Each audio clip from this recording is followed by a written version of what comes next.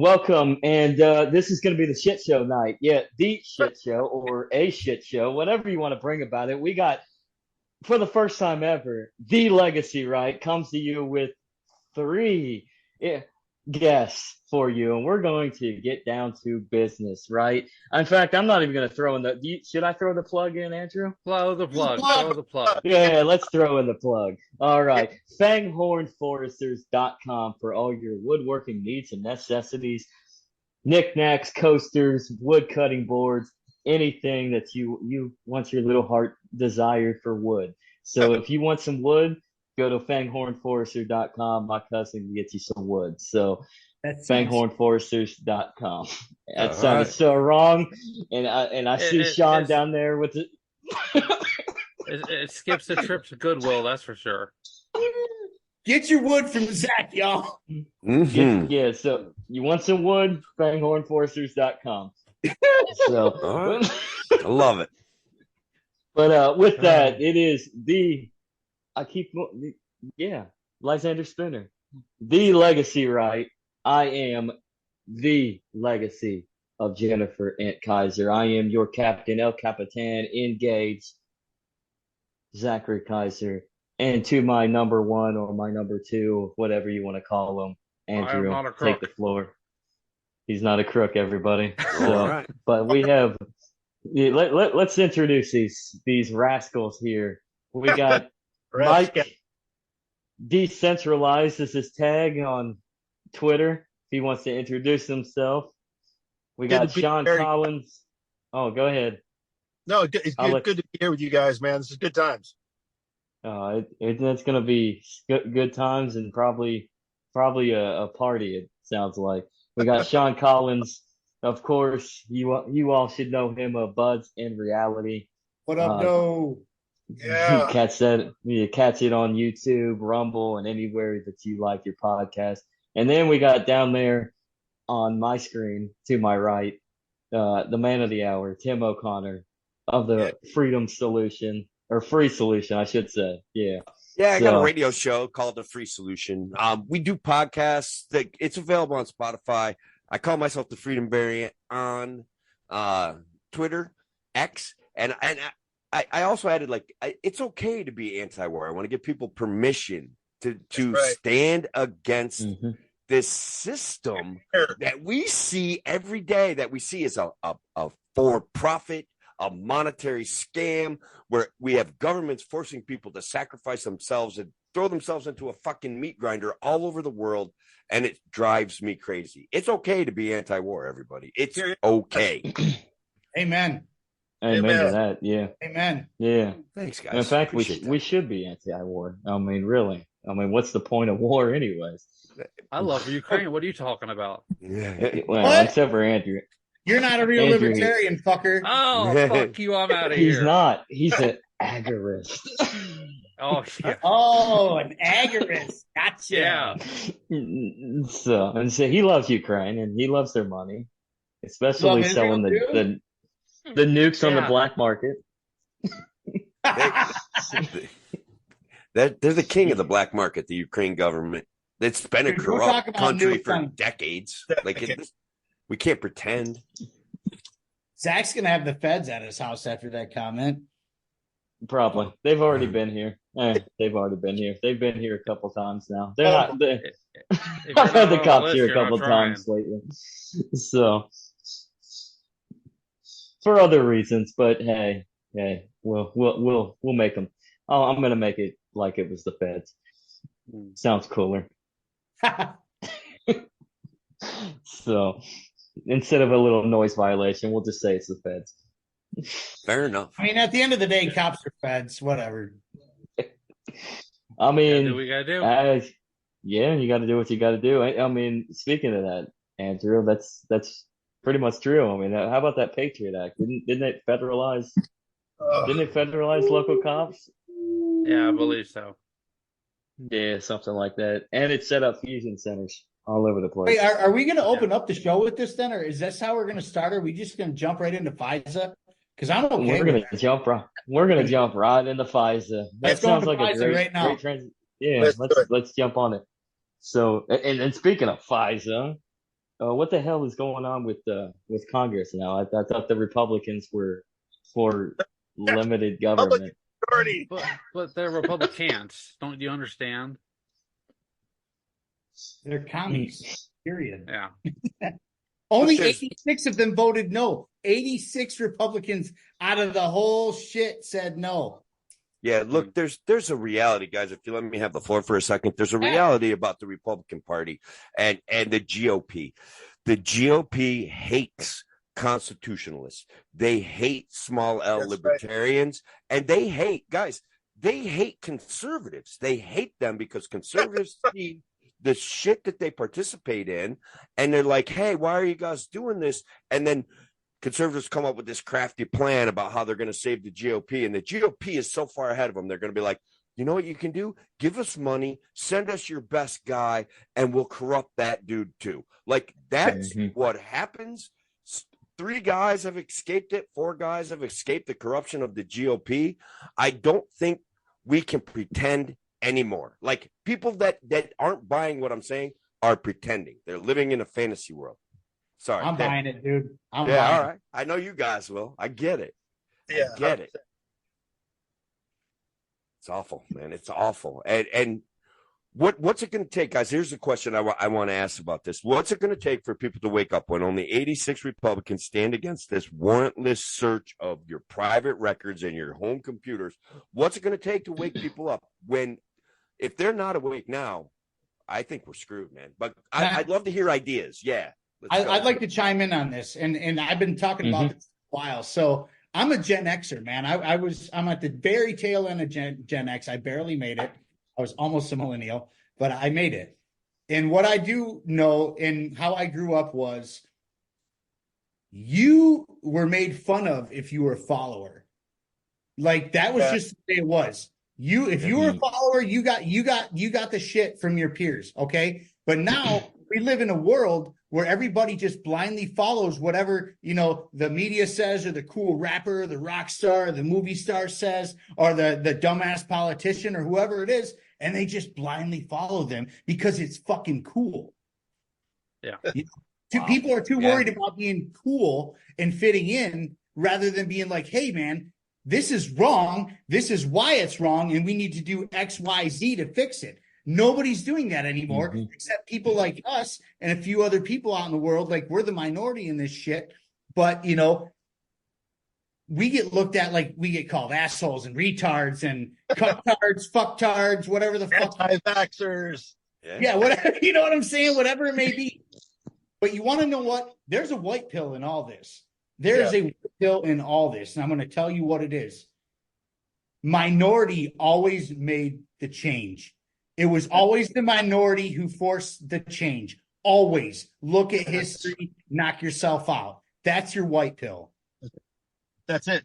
I'm going to add some real quick to that because I think it's spot on. Is the center never moves under its own inertia, right? It always gets pulled by somebody on the fringe. The center never moves anything. It is moved by those that are on the outside of the center, whatever that is, for better or for worse, right? The minority is what pulls the center along. So I back that. BNR, I back that 100%, man. You're right on target. Well, I mean, even who was it? G. Edward Griffin was talking about that on. God, I can't remember whose show he was on, but he was on somebody's podcast, and he was like, "It's always the minority who are the ones who force change and open people's eyes." So, like, let's fucking go, dude. Let's. Let's. Yes. Absolutely. Well, I mean, I'll add this though. Like, what are you guys' thoughts on the idea that maybe privacy in itself isn't truly a right? Because I mean, it can get taken away so easily as long as you're not enforcing your right to be left alone. So, like, your negative right. Like, I'm of the belief of like natural law. So, like, in natural law, on the natural case of everything, nature doesn't give a shit about you. So God kind of he gives you free will, and you can mold it the way that you want to mold it. Some people are going to be assholes, and some people are going to try to let bygones be bygones and just survive and scrape through and live their life.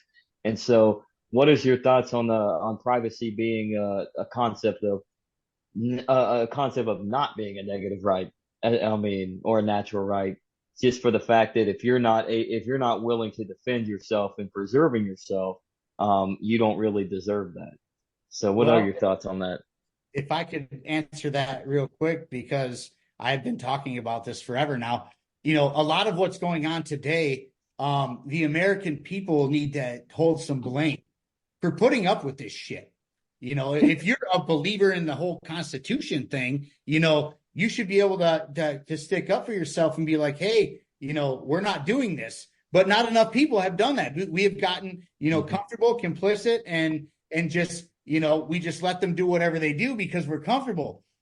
And so, if at a certain point, the people have to take some blame on this. They have to. Because guess what, y'all? America didn't become America because, it just happened. People got pissed off over a 2% tax over tea, and people fucking died over that shit. And here we are getting fucking bent over for half our money.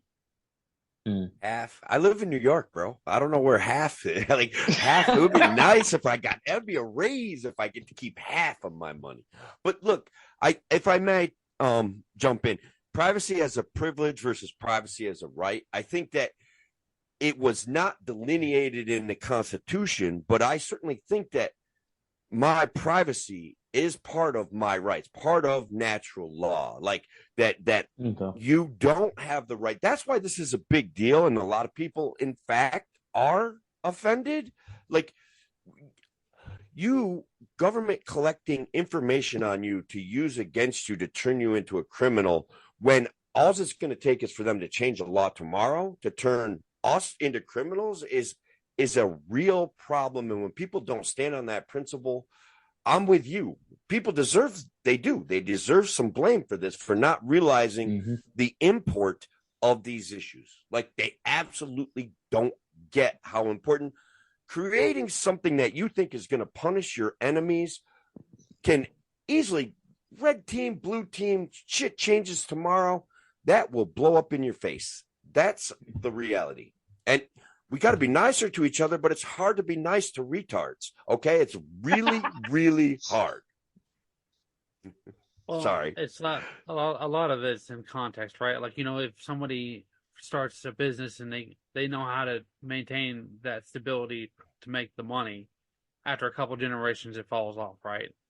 It's the same thing with privacy and other rights. People, they become accustomed to the narrative that they grew up under, and it's really hard to convince them otherwise. So like grandparents, they could do certain things, like a couple decades ago, or about 100 years ago, you could order a full machine gun through the mail, right? Just like a magazine. You can't even carry a gun as a uniformed officer of the Army. You had to have special permission. Yeah, it's That's all a about bald-faced lie, narrative. buddy. I could go get a pistol right now, and nobody gonna do a damn thing. Constitutional carry, bitch. Check this out, y'all. But hear me out. Check this out. If people don't think privacy is a right, well, okay. Hear me out now. This phone, right? This phone in my hand. I'm a painter, obviously. Look at that. But this phone is in my house, which is in my private property. And now they're using it against me, right? Same thing in this commuter. By the way, what's up, NSA? How you doing? I know you're watching. Say hi, everybody. But no, seriously, they are in my house right now. They're in your house right now. They're here. So now that is an invasion of private property.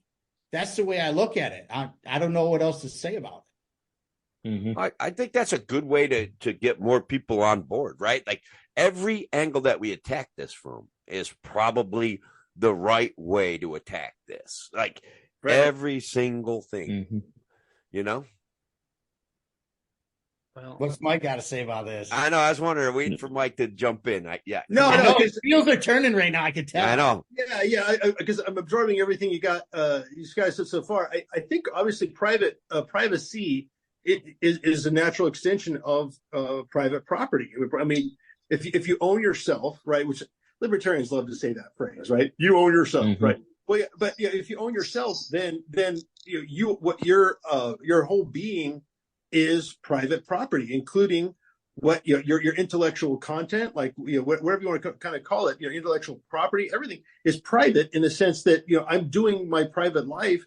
It should not involve any governance whatsoever. It's no one's damn business, right? So this thing that happened today, Speaker Johnson, all this stuff. I mean, I wish I could say I was surprised, but the reality is, nobody cares about our privacy.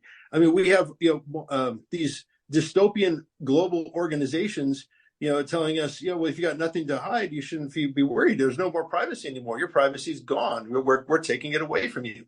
Well, no, that's my private property. But of course, these are the same people saying you'll own nothing and be happy. I guess that includes your privacy, right? You don't own your privacy anymore.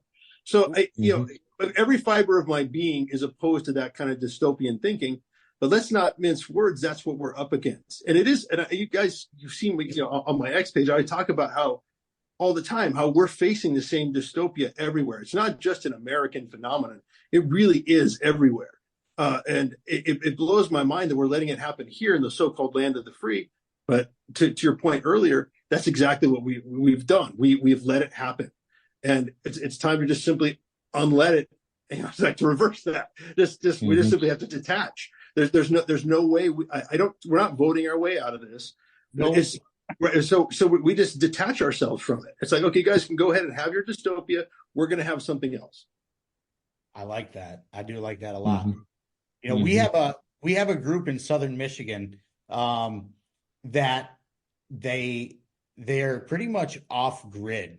They bought a bunch of property. They have tiny houses on this private property or on this property. It's a bunch of land. They bought acres and acres and acres. And they actually they farm it.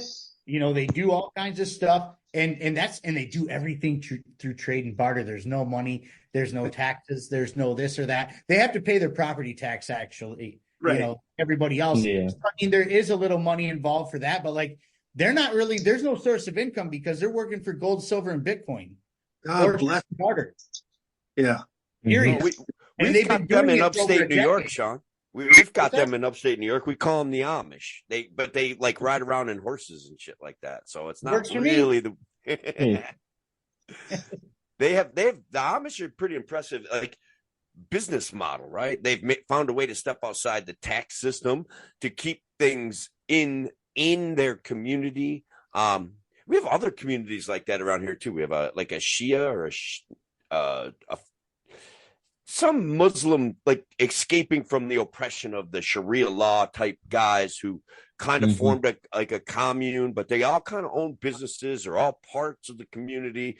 Every single one of them has been a decent human being to me whenever I run across them. So I don't know, man. Like there's ways of creating these utopia-istic communities. It's just, I want more people to come to where we are and make our society a little bit better. Like when Mike says dystopia, it's like we're at the point where dystopia doesn't even fit anymore, where when we have a guy like Speaker Johnson who steps up to save the FISA process at the last, he could have stayed out of it. The speaker doesn't even normally vote.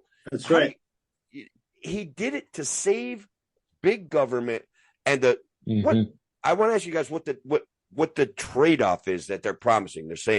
They're saying, hey, yes, we're going to violate your privacy in return for what? What are they promising that they never actually deliver? Nothing. They're not promising anything. That's safety. That's the thing. They're Your not safety. I heard safety. The promise is safety, but Sean is right. They don't deliver it. They promise it.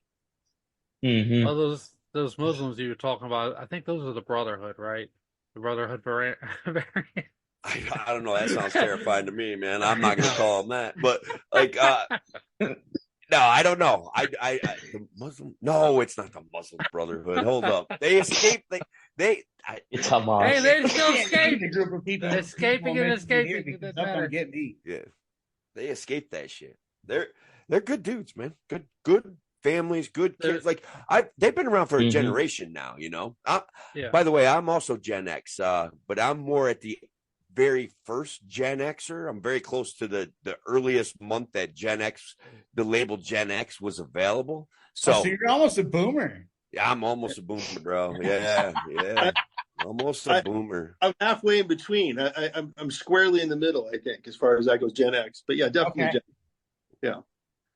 Gen X was always had an anti-authoritarian vibe, and even the later boomers, like the ones that are close to our age, were also like you said, we had a culture of mocking followers and making fun of the teacher's pet, and it might have been better, man. You know what I mean? Like, we were the last of the feral ones. Honestly, we were the last of the feral, generations, like the kids that went out and got lost for hours and hours. Like, our parents used to literally tell us to leave the house and do not come home until those streetlights were on. You weren't allowed to come home, but if you weren't home when the streetlights came on, you got your ass beat. Right. My mom wasn't gonna do that. She wasn't gonna beat our ass, but we definitely had ours if we gotten into trouble. Like, she wasn't. First off, my dad wouldn't allowed her to punish. He'll take the belt. He'll definitely take the belt, because you don't piss off my dad. But my mom, if she could, she probably would have whooped both me and my brothers behinds. But she was the same way though. She's like, street lights come on, your ass better be at home. If not, doors locked, you're sleeping out on the porch. Oh, damn. No, I don't think she would probably do that. But you know what? I never wanted to find out, so I was home. I was home when the street lights came. So I don't think she would, but you know what? Maybe she would have, just to teach you a lesson. You'd be home. Man, it's not like anything would happen in my neighborhood, but I mean, still. But the question is like, where do you go from here? You know what I'm saying? Like, where do you go from here now? They've obviously they just passed FISA, Patriot Act 7.0. We're doing it all over again. We're just going to keep doing it over and over again in the name of safety. But I guarantee you this, if any one of us, and it could really happen, like, this is a very serious matter for any one of us on this pod right now, you say the wrong things about, whoever, or you say something naughty online, you get a knock at the door from the feds, and all of a sudden, here we go. Like, dude, I literally have a friend right now who is in the court process for terrorist threats. He got into it with some Palestinians on Facebook. Next thing you know, he had the feds at his house. They took him away. They took his guns. He's in all kinds of shit right now. He's on house arrest. He's on a tether, and what he said was wrong. It was definitely wrong. But then you have people here in Michigan, 10, 15 minutes from my house, screaming death to America in the streets, and what he said was not really anything different or any worse or less than what they said. But he's on house arrest in a tether, and he lost his guns, and they're gonna fuck his whole life up over this. And these people could just stay this in the streets and get away with it. Yeah, it's ridiculous. I got a good friend of mine, libertarians in Scotland, and on April 1st, they got a good kind of sneak preview of what it's like to be under the Patriot Act, but it's on steroids, and we're headed that same direction. In Scotland, if you get your feelings hurt online, you can file a complaint with the police. I mean, it's ridiculous, dude. It's crazy, but we're headed that direction. We're right behind it. We talk about, oh my god, I can't believe it's happening in Scotland. Hell, it's happening here. Like, that's the next step. They're desperate to have here in the United States. It's the same evil everywhere, and it blows my mind, because it's a surveillance state, for one, that we've just reinforced, and it's also a censorship state. And those two things combined, I mean, I don't use the word dystopia lightly. Those are that's the fixings of a dystopian society, and it's everywhere. It's not just here. That's the part that I still just blows my mind. It's happening everywhere. So I tend to think the way out of this is because, again, we're not really going to be able to vote ourselves out of it, obviously, because the game's rigged. But we can sort of create, and we've talked about this before. We can create kind of a parallel way, like a different way of doing things. We can essentially nullify their governance if we do things right. We can nullify this corrupt governance, and it starts at the most local and basic levels. I'm beginning to convince that while they're aiming high, they're going national and multinational, kind of dystopian approach. Everybody fall in line with the World Health Organization. Everybody fall in line with all these edicts from these global corporations, global entities. Everybody just needs to comply. We just can do the kind of the reverse and start small, but resist our way out of it. The Amish are a great example. There's plenty of other examples, and I think the tools are going to evolve around that. I'm kind of optimistic that as long as we kind of focus on the local level, not to say that national messaging isn't important, and what we're doing right now isn't important, but of course it is, but as a complement to it. But if we can just start really beginning to localize, and concentrate our efforts locally, and do like what we did in Huntington Beach, California, where we won over a city council effectively, and it nullifies the effect of the large governing bodies if we do it right. I think that's an idea that I think can really catch on. At least that's what I'm pulling for. But do you think like the three of us could make that work in our communist states? Well, yeah, isn't that great? Well, yes, Huntington Beach is doing it. The cool thing about it, that's why I'm glad. It's really cool. I didn't piece it together until we started the program, but we have arguably the three worst governors. Yes. Right? Fair enough. Yeah. Yes. Represent state with that are all in competition for the worst governor in America, right? And I think mine's probably the worst, but you guys may think you're the worst. Yeah. So, but the point is his authority being directly challenged by the city council of Huntington Beach, California. I mean, it's like they're basically saying, "Screw you, Newsom. We're not going to do what you say."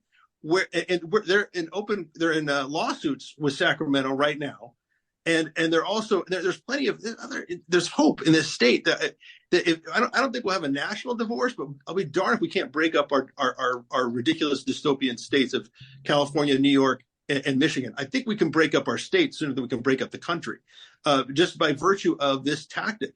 And there's other, like, I'm not a huge law enforcement person, obviously, but there are some sheriff's departments in California, like Orange County, where I live, like Riverside County nearby, and LA County, for God's sake, that have told Newsom to screw off. They just refuse to enforce his lockdown orders. So there's hope, right? I mean, there are ways, I think, to break down the governance and nullify the governance of larger bodies using smaller like cities and what I call town. I'm kind of calling it township liberation, right? Where we can start at the township level, the city level, and nullify larger governing bodies. It's working in Huntington Beach. I had to I saw a lot of this happen with libertarians kind of having to really partner with a lot of MAGA Republicans in order to make this happen. But the net effect is the same. We're able to say no to the larger governing bodies. And I mean, Kathy Hochul, God knows she deserves it. That horrific monster that you have in Michigan, she deserves the same thing too, the same treatment. I don't see any reason why it can't happen. Like we just simply say no. We nullify at the local level the larger governing bodies. You just said something that kind of hit the nail on the head. And this is what a lot of libertarian purists will get fucking pissed off about. Yeah. But it's really stupid. And same thing, and anarchists will even get more mad. But like building coalitions is important in this political climate. It really is. So, we're in a situation right now where one of the local GOP chairs has gotten involved with some libertarian stuff. And they actually want to run some of our candidates under GOP. And we let them know, hey, we aren't you, like you're not going to force your principles on us or whatever, Or lack thereof.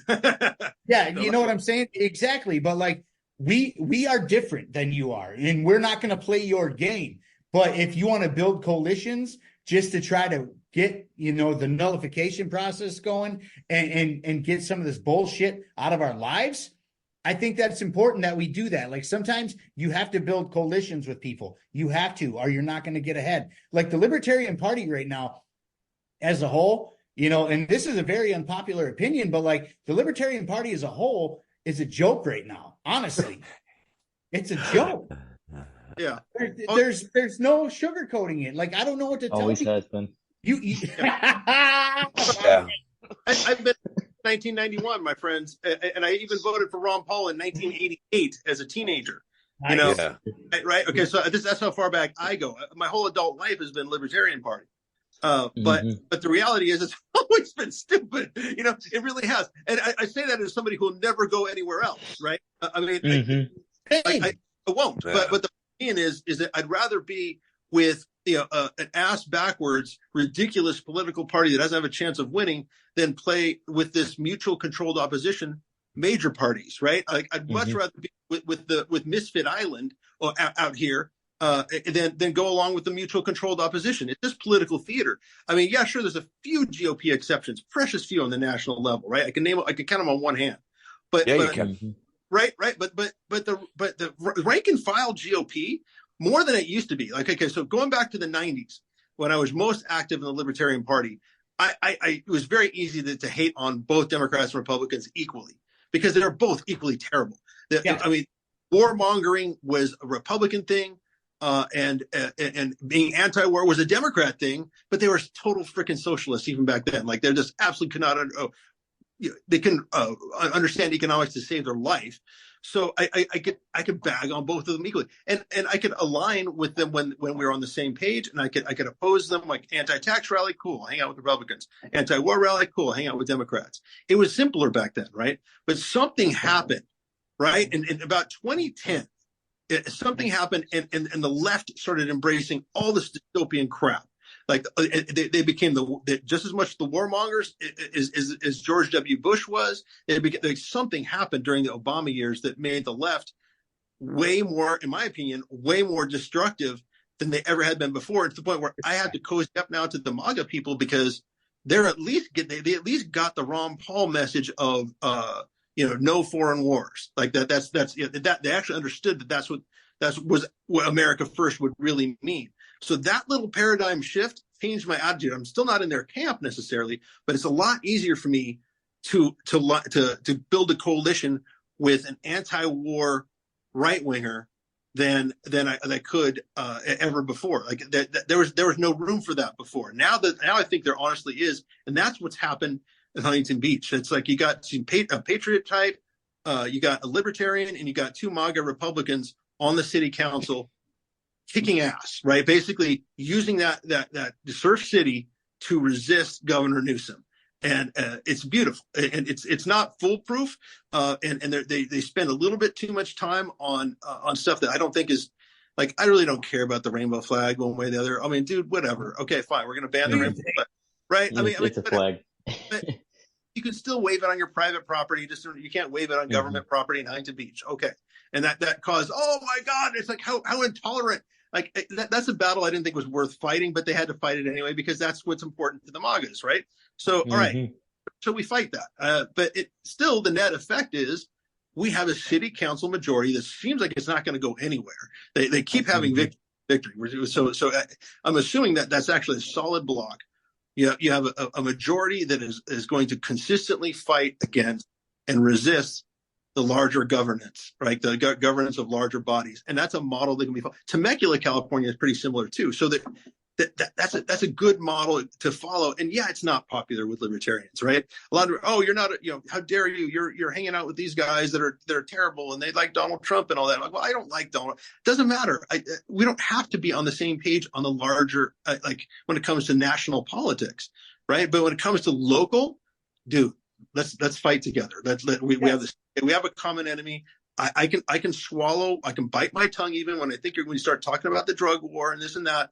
I mean, we're going to disagree. You're going to know that we disagree, but we can still fight together on most stuff. And it's huge.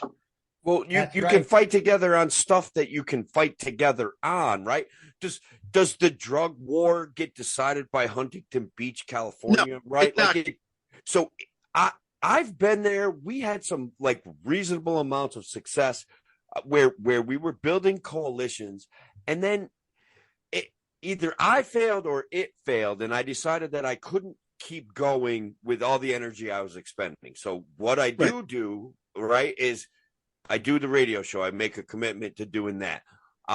I want to do more having conversations like with guys like all of us right here, where I can maybe take some of your energy, or at least feel encouraged at the end of the day that there is a possibility for change. I don't know if you guys caught my show with Thomas Daniel Queter.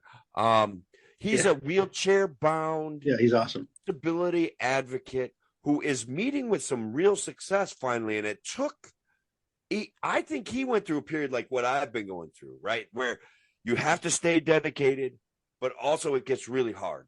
You're stuck and things aren't working and you're not seeing progress. And all of a sudden he just kind of kept saying, hey, you know, what would be better is if we did some better wheelchair designs, because my wheelchair is awesome.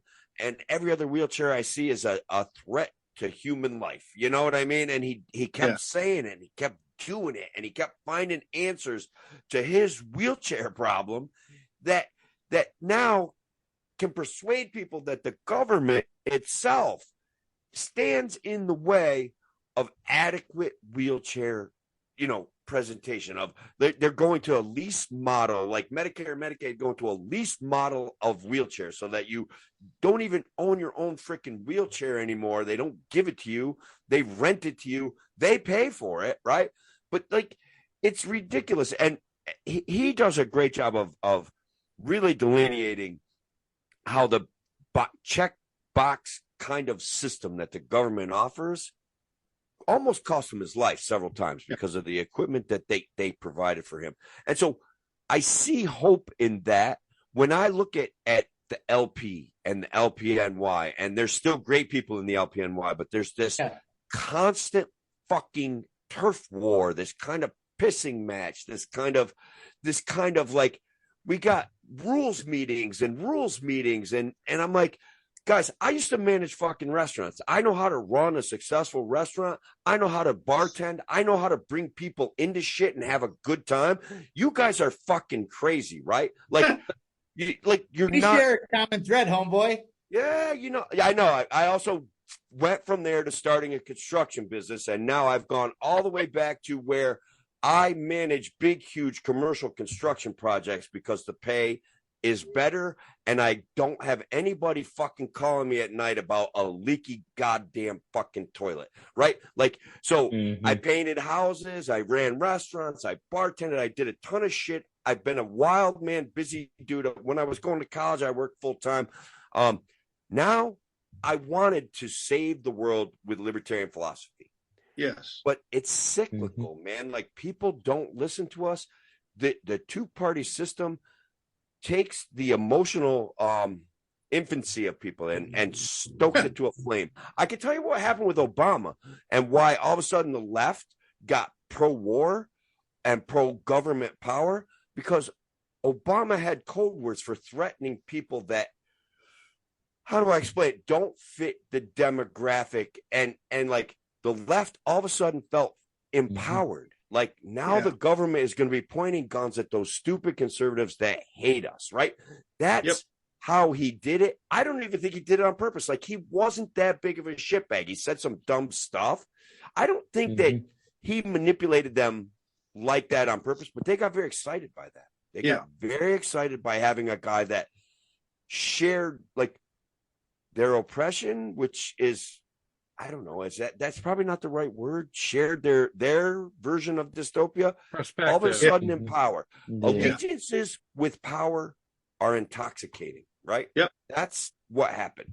My brother, you and me share a common thread. I was a 20-year service industry rat. I worked from the back of the house to the front of the house to management, Same. a little bit bartending, everything. I know a restaurant business like the back of my hand. I could do with my eyes closed. And then I went out to start a painting company because I got into the trades. Okay. Yeah, it's way better. I had way more fun. Me and you have a lot in common. Wow. This is me and you. Do we become best friends? Well, did we just, why not? What the hell? But seriously though, like, and let me walk something back real quick. When I say the Libertarian Party is a joke, I mean that in the nicest way possible. I actually understood it that way. I got you. Well, because here's the thing, you have the Mises Caucus versus the Classical Liberal Caucus. Yeah. And I'm in Michigan where the war is at right now. There's lawsuits going on between the two. It's of course. Okay. Anything to prevent success and collaboration, bro. Like, I swear to God. The joke is is that they can't even get 100 people to agree in one room. How in the hell are you going to get the masses to buy into your political world when you can't even get 100 people to agree in the room? That's the joke. You know, and I don't want to say like, dude, I love my libertarians. I have so many friends, you know, from doing my show and stuff. And we've had great conversations, and they're running for office and they're doing great things, you know. And one of them being Michael White. Please help out Michael White. That's my dude. You know, MW for Liberty. If you can help him out, do it. That man is a wonderful. He actually has a shot, though. He has a chance. Yeah. He does have to do it. He really does, like a legitimate. Please help that man real out. chance. Like, I love that guy. That's a homeboy of mine. We talk, you know, on a regular basis. But like, I don't want to say libertarians are a joke, but the way they're acting right now, how can you portray yourselves in this manner and expect the masses to buy into what you're doing? It's impossible, and that's the joke. Yeah, and well, that's where the rift is with the libertarians. Is I mean, this goes all the way back to '71, like when the party was started. Like you had a rift between Rothbard and Samuel Konkin. Actually, that's where the agorist theory comes to play, because Konkin actually divorced himself from Rothbard because he kind of foresaw this. He realized, like, if you jump into politics, it's just going to end in the same puddle. Like, you're going to wind up being semi-Republicans or semi-Democrats. You're going to get or nothing's going to come out of anything. So, I mean, so he kind of he progressed through his own idea and teaching a different philosophy that he portrayed as left libertarianism. It's really just to the left of what most people would call ANCAPs, I guess. But and went from there. You're anti-politic. You basically you peddle economic ventures in black and gray markets. So you just stay away from the overt in order to subvert the overt, in hopes that maybe one day we can at least wither the state away to where it has to compete. I mean, but it kind of starts there with the libertarians. Like, this isn't new with how we have rifts. I mean, and Konkin kind of saw right through it, like, as Rothbard and everybody was kind of gathering around and say, hey, we need to fight the man. So, and then look where we're at now. I mean, we're. Yeah, Queeter kind of and I had a little side conversation, and let me frame it to you guys this way: in that in the Libertarian Party, there is going to be an ongoing cyclical struggle between left libertarians and right libertarians. And when the left libertarians fail, the right libertarians are going to get motivated. And then the left libertarians are sitting there waiting in the freaking wings to eat the right libertarians and prove that they failed as well. And now it's time to give us back the reins. And so it's a cyclical addressing of failure. And that in and of itself. Yeah, meanwhile, nobody's winning. Yeah, that in and of itself is the failure, right? Like, so you left-leaning assholes, get your shit together and get back over here. Sorry, because I came here from the right, and I mean it as a joke and with love. But when some of the stuff they come up with, I can't handle, right? Like, I can't handle it. So it depends on the lens that you're looking through. Okay, right? So, like, with the current situation, we're all going through operating on the dollar, right? Bitcoin is doing a front running operation where it's consolidating financial strength, and everybody's focused on Bitcoin because it's the big player. But you have altcoins, like, I don't want to say altcoins. I'm sorry. We have altcoins, and then you have forks like Bitcoin Cash. And they're doing the dirty work behind the scenes to get to overpower Bitcoin down the road. It's a roadmap. Well, I mean, you know, when it comes to, I'm not a huge crypto guy. I'm a precious metals guy. I'm a gold, silver guy to the death. Okay. Do I believe in Bitcoin? Yes. Would I put all my chips in? Fuck no. Because it's digital at the end of the day. Sorry, I scratched my head a little bit. I'm bald and I got itchy But I know how that feels. when you have organizations like the WEF saying, hey, there's going to be major cyber attacks coming this year, and they're going to go after the banks and they're going to shut down your internet and shit. What the fuck are you going to do with your crypto and your Bitcoin? Nothing. You're doing nothing with that. But you got to do something with your gold and silver. Well, that's called gaslighting. That's just them trying to manipulate the market. Well, what are you going to do with it? If there's no internet, you can't get your coins, dude. Well, I mean, that's why you have eggs in more than one basket, right? Well, yeah, that's why you have like silver. But here's the catch, man. Like right now, gold's up at $2,200 an ounce. It's projected to be $3,500 an ounce by 2025. Silver just went to $30 an ounce. It's projected to be up $150 an ounce at 2025. What are you gonna do? Get your fucking precious metals, man. That's where it's at. Even Ron Paul's saying, yo, you get your precious metals. He's telling people at retirement age, yo, get your precious metals. This fiat shit's not working no more. No. Like I can't get behind something that's fully digital because they can shut down the internet and all that shit and the blockchains at any moment they want. Any moment. What about gold-plated platinum? Ooh, baby, that's sexy. Give me some. Well, we're gonna have to go to get a Deep Space Nine for that one. I know that reference. I don't know that reference. That sounded sexy, man. That it was ringing a bell, and I couldn't quite get where it came from. Are we at Quark's bar? I am drinking. Gold-plated platinum. Let's go, baby. Latinum. That at some strippers. Latinum. Let's go. The Ferengi that was their prize, right? Okay. Yeah. All right. I gotcha. Took a minute. Guys, what do you guys think of Thomas Massie? Like controlled opposition, a psyop? Like, what is this guy? Like, I think he's the most legitimate representative to bring it back around to the FISA stuff, right? Right. Even if we just do that for a minute.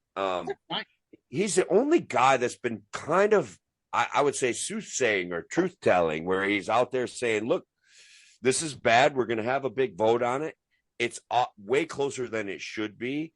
And, like, so what do you guys think of him? Like, is he's the one guy that they give us so that we have, like, a little bit of hope in the system? Is he a psyop? One guy. He is the one guy. One. That's it. Not Rand Paul. There's nobody else. Well, I think there's no hope in the system. Yeah, there's no hope in the system. He's like John the Baptist, voice crying in the wilderness. He's not hope in the system, right? But he is legitimate, but the system is not, and he's the one thing that kind of reminds us how illegitimate the system is, because he's a legitimate guy in an illegitimate system. That's pretty fair. Is he though? I mean, a lot of libertarians jump on the Rand Paul train, but he's a PETA fag. So, like, I don't know what to tell people. He thinks animals are more important than people, apparently.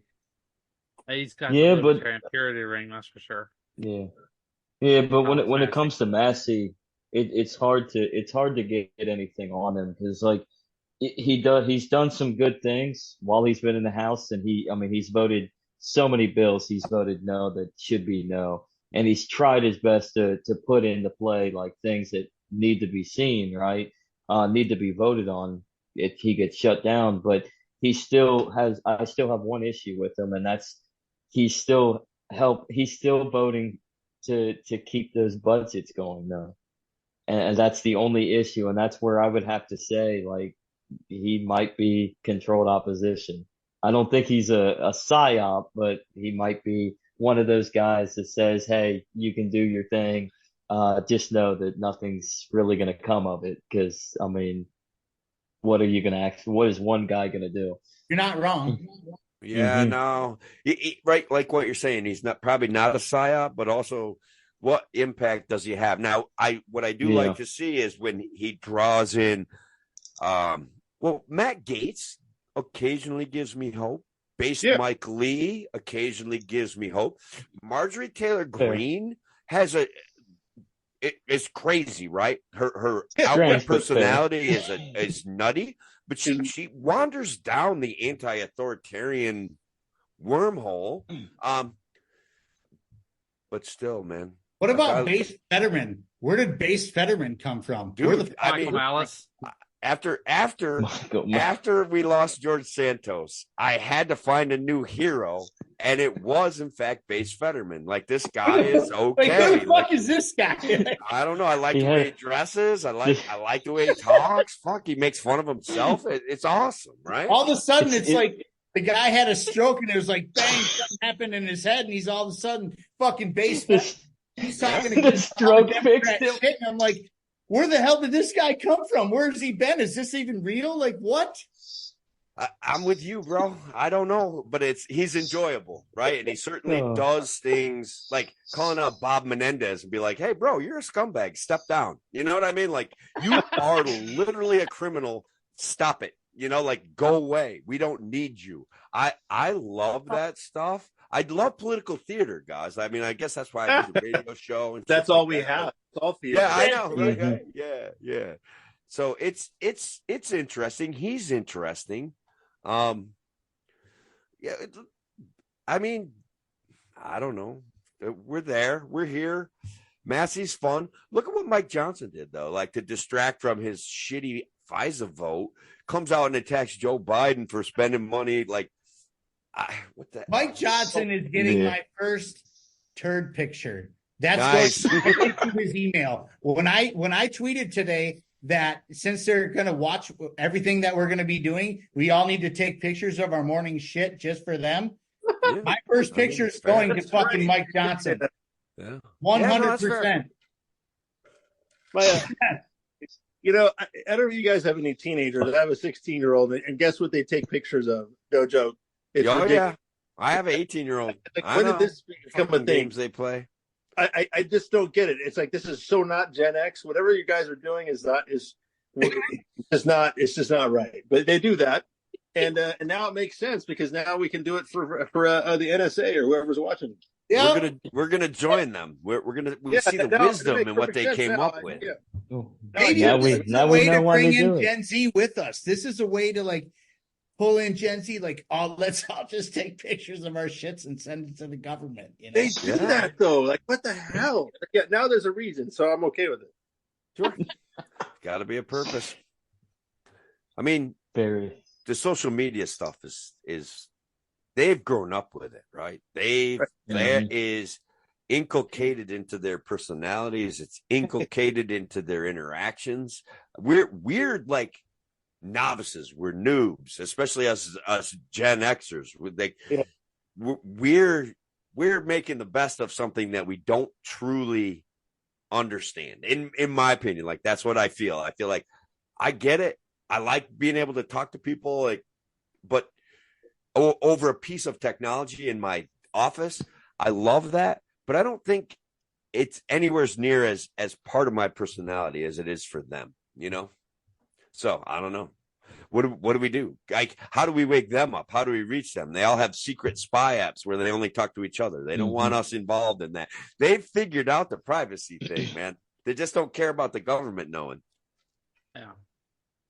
Well, I mean, hey, all you got to tell your kids and all the young people would be like, hey, all your dick pics and all your nudes and your titty pics and all that stuff, the NSA and the FBI have them. They're looking at them. They're probably using them inappropriately. You know what I'm saying? Like, like, I don't know. I know what you're saying. Yeah, I got you. I got you. Well, I'm going back to my Gopher server. I'll see you later. Gopher server. I mean, it might be time for that. Yeah. All right. So you just dropped something out there that us three Gen Xers have no idea. What is a Gopher server? What is Gopher that? server was like a Gopher server was basically the type of server they used for the internet, but back in the 80s. Dial-up AOL. I had that before dial-up. It's just a different, pre-dial-up, right? Medium. Yeah, it's pre-dial-up. This is when modems were just like bulletin boards and stuff like that. They would use servers called Gopher servers. EBS? All right. Yeah. Yeah. I didn't even know about the internet till AOL came along. We had the dial-up stuff. What is this thing? I still have AOL. What are you talking about? Still? I'm running AOL right now. There's actually quite a few Jesus. people still subscribe to AOL dial-up. Yeah. You look it up. They I had really a are. Yahoo forever until I started my business, and my wife is 7 years younger than me. I robbed the cradle a little bit. Attaboy. There you Dude, go. no woman my age is going to put up with my shit. I'm a 44-year-old child. Trust me. Like, I hear you. So we got more shit in common than we even know, man. absolutely, dude. Absolutely. But like, let's put something out there in the world. Let's talk about something real quick. Who do you like for Libertarian presidential nominee? Good question. I want to know. I want to know where you're at. We could even do ranked choice. You want me to answer that? Anyone. I want everybody to answer. That'd be great. I want to know where. How about Andrew? You can go first, though, buddy. I'm voting for Wendell Bilkey. Oh. Who? Yeah, Wendell Bilkey who? was Republican that fought FDR for the presidency. Oh, God. Harambe be praised. Harambe will be raised from the dead. You better believe it. I had nothing to do with my life. Sorry, excuse me. Yeah, so look, I'm gonna put it to you like this: that no libertarian candidate, except for Lars Mapstead, has a bankroll big enough to make an impact. So while would Lars be my favorite guy?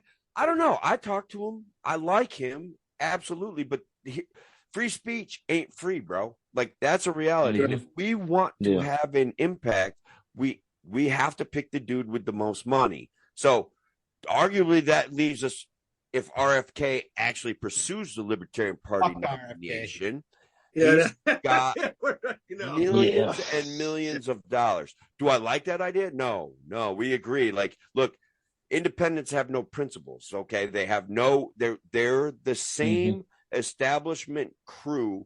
They're looking for a government that their power can be transferred to, that they feel comfortable affiliating with, right? That person is going to punish their enemies, right? So RFK has the most money. Lars has a lot of money. Those Rechtenwald is philosophically pretty good, right? Like, he's kind of philosophically perfect. Chase Oliver is like limitless energy going everywhere. Josh Smith has a vibe that's pretty awesome. It's like, but who has the most money? I'm sorry, like, pragmatically speaking, who has the most money? I think it comes down to this. And if you had a choice, I think you hit it right there, Tim. It's going with who has the right amount of money, and Lars has the bankroll. But then I think you also want to look who could potentially have the further reach for our friends on the left, right? And who could pull more of a pull, and I think Chase might be the guy that has that too. I think he can gather the left side of the field, because I think he's more intertwined with communicating with everybody for the most part. I agree with that. So absolutely. You're reading them right. That's why, with all due respect, like, it's like the language there from the left is not a language that works for me. But it does in fact have value, right? Just because it doesn't work for me doesn't mean it doesn't have value, And then and then another one I would have to throw out there is like Mike Termat too. Like, that would be another good one. Honestly, to pull the right, like Chase grabs you the left, and I think Mike kind of pulls in that fiscally conservative right, like those true conservatives that you would never think vote for libertarian. Maybe he could kind of navigate them into the circle. So we have hope. It's just the system, the two-party system, has captured everybody's emotional, like, zeitgeist. Like, they're in their brains playing with their concept of fear and their concept of safety and the concept of being able to punish their enemies, and they all trade on racial animus, and it's like, it's a pile of shit, but it works. It fucking works, and that's the problem. It really does. Right? How do you wake people up to that? Like that you're a manipulated clown, you're a manipulated joker. Mm-hmm. Like they gave us Trump versus Biden 2.0. That's what's going to happen. And that's amazing that people, that alone doesn't wake people right up out of their emotional slumber. Like, how do you not snap awake and be like, look at this mess? I don't know. Mm-hmm. Keep trying to find the magic solution, the magic bullet. Right. Your turn. I want to hear your take. Yeah, so this is where I'm at with the whole thing with the mutual controlled opposition of the two major parties. It's what's really gotten worse, I think, is how now politics has become the bread and circuses, right? It's like like bread and circuses used to be what distracted you from, the atrocity and the horrible situations that are actually happening and around you. Well, it used to be something other than politics, but now politics is the bread and circuses, right? And another thing that really just like makes me infuriated is how civil discourse has been completely eliminated from like it's like nuance has become completely removed from public discourse. Like you're not allowed to have a nuanced position. It's either you like if you question the narrative, the federal government narrative, you must be a Putin sympathizer. I mean, it's the most asinine thing. And so I look at this and I go, okay, so who's the best messenger against that? And right now, you guys are going to laugh. Right now, I think it's Joshua Smith. Honestly, I think Joshua can slaughter that perception. But I absolutely respect that idea. I really do. But do I think he's flawed? Yeah, I do. But the point is, I think he can smash that. Now I got to hand it to Chase Oliver too, because like it or not, and I don't agree with him because I think he's a little he's somewhat at least pro UN or pro not UN but pro NATO or something. Like there's something that's kind of Josh Eagle-ish about him. But the reality is that he does speak a language that I think is probably a little less inflammatory, and I got to give him some credit for that. There's a place for that. I'm not convinced that's not an important factor. But if I was to pick out one guy that would just absolutely smash the whole idea of of the mutual controlled opposition political theater that we have right now, I think that's Joshua Smith. Now he doesn't have the bankroll. I think you made an incredibly important point. Lars he can finance a pretty effective campaign regardless. I'm reminded of and I despise them, and I think this is one of the worst parts of among a handful of really bad moments in Libertarian Party history was the Koch brothers in 1980. Kind of being a part of that, but they had bankroll, right? I mean, they had a huge bankroll, and that kind of put us on the map in a race that, if you remember 1980, and I was only 10 years old at the time, but I remember there were like 4 candidates for president that people were talking about. We're talking about the Libertarian Party candidate. They're talking about John Anderson, who nobody even knows or remembers, and Carter, right? And the only reason why the Libertarian Party was even on the map in 1980 was because the Koch brothers had their, and I don't even know if I'm pronouncing the name right, but those guys had tons and tons and tons of money, and they were considered like real players. Now, fast forward to Ross Perot in 1992, and it's like it's the same thing. Money plays, and that level of resource plays out well. And so, I kind of got, even though I think Joshua Smith may be like the best overall messenger as far as smashing the mutual controlled opposition notion of the two-party system. I think Lars has got the resources. I'm going to concede, because I hadn't really had that thought about it until you guys brought it up, but that's actually maybe even a little bit more important right now. I like how you said, Josh Smith, though, because he would tear it apart. He kind of does tear it apart with his and I love that about him. And I don't even agree with everything he says, or how he says it, but he's like, he'll just destroy that shit, and I love that, Yeah, I love his little campaign commercial that he's thrown really up or that he's posted. That basically sums it up. Like, what a way to put Trumpers in their place a little bit, right? Like this is your guy. it's like basically he's basically saying I'm more right wing than your guy, and it's like, God, that's true, and I think that there's a good message in that. But he's also basically calling out the fact that the whole thing is a sham, and that's an important wake up call that somebody's got to deliver that message, and I think he's the best one to deliver that particular message, and that's my opinion, is probably the most important message.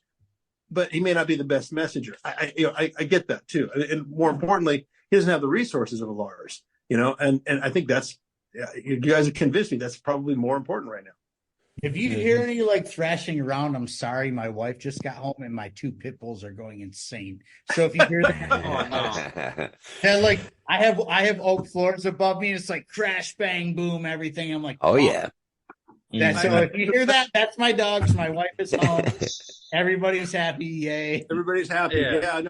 I got a similar situation right now. I'm actually trying to cook dinner while talking on this podcast for everybody. So I'm throwing awesome.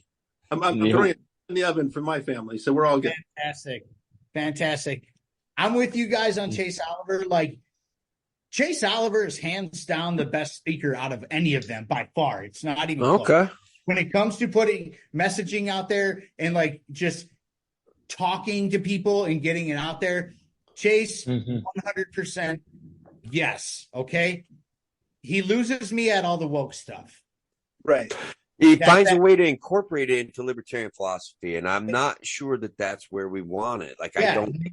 Maybe we do. I don't know. I'm not woke.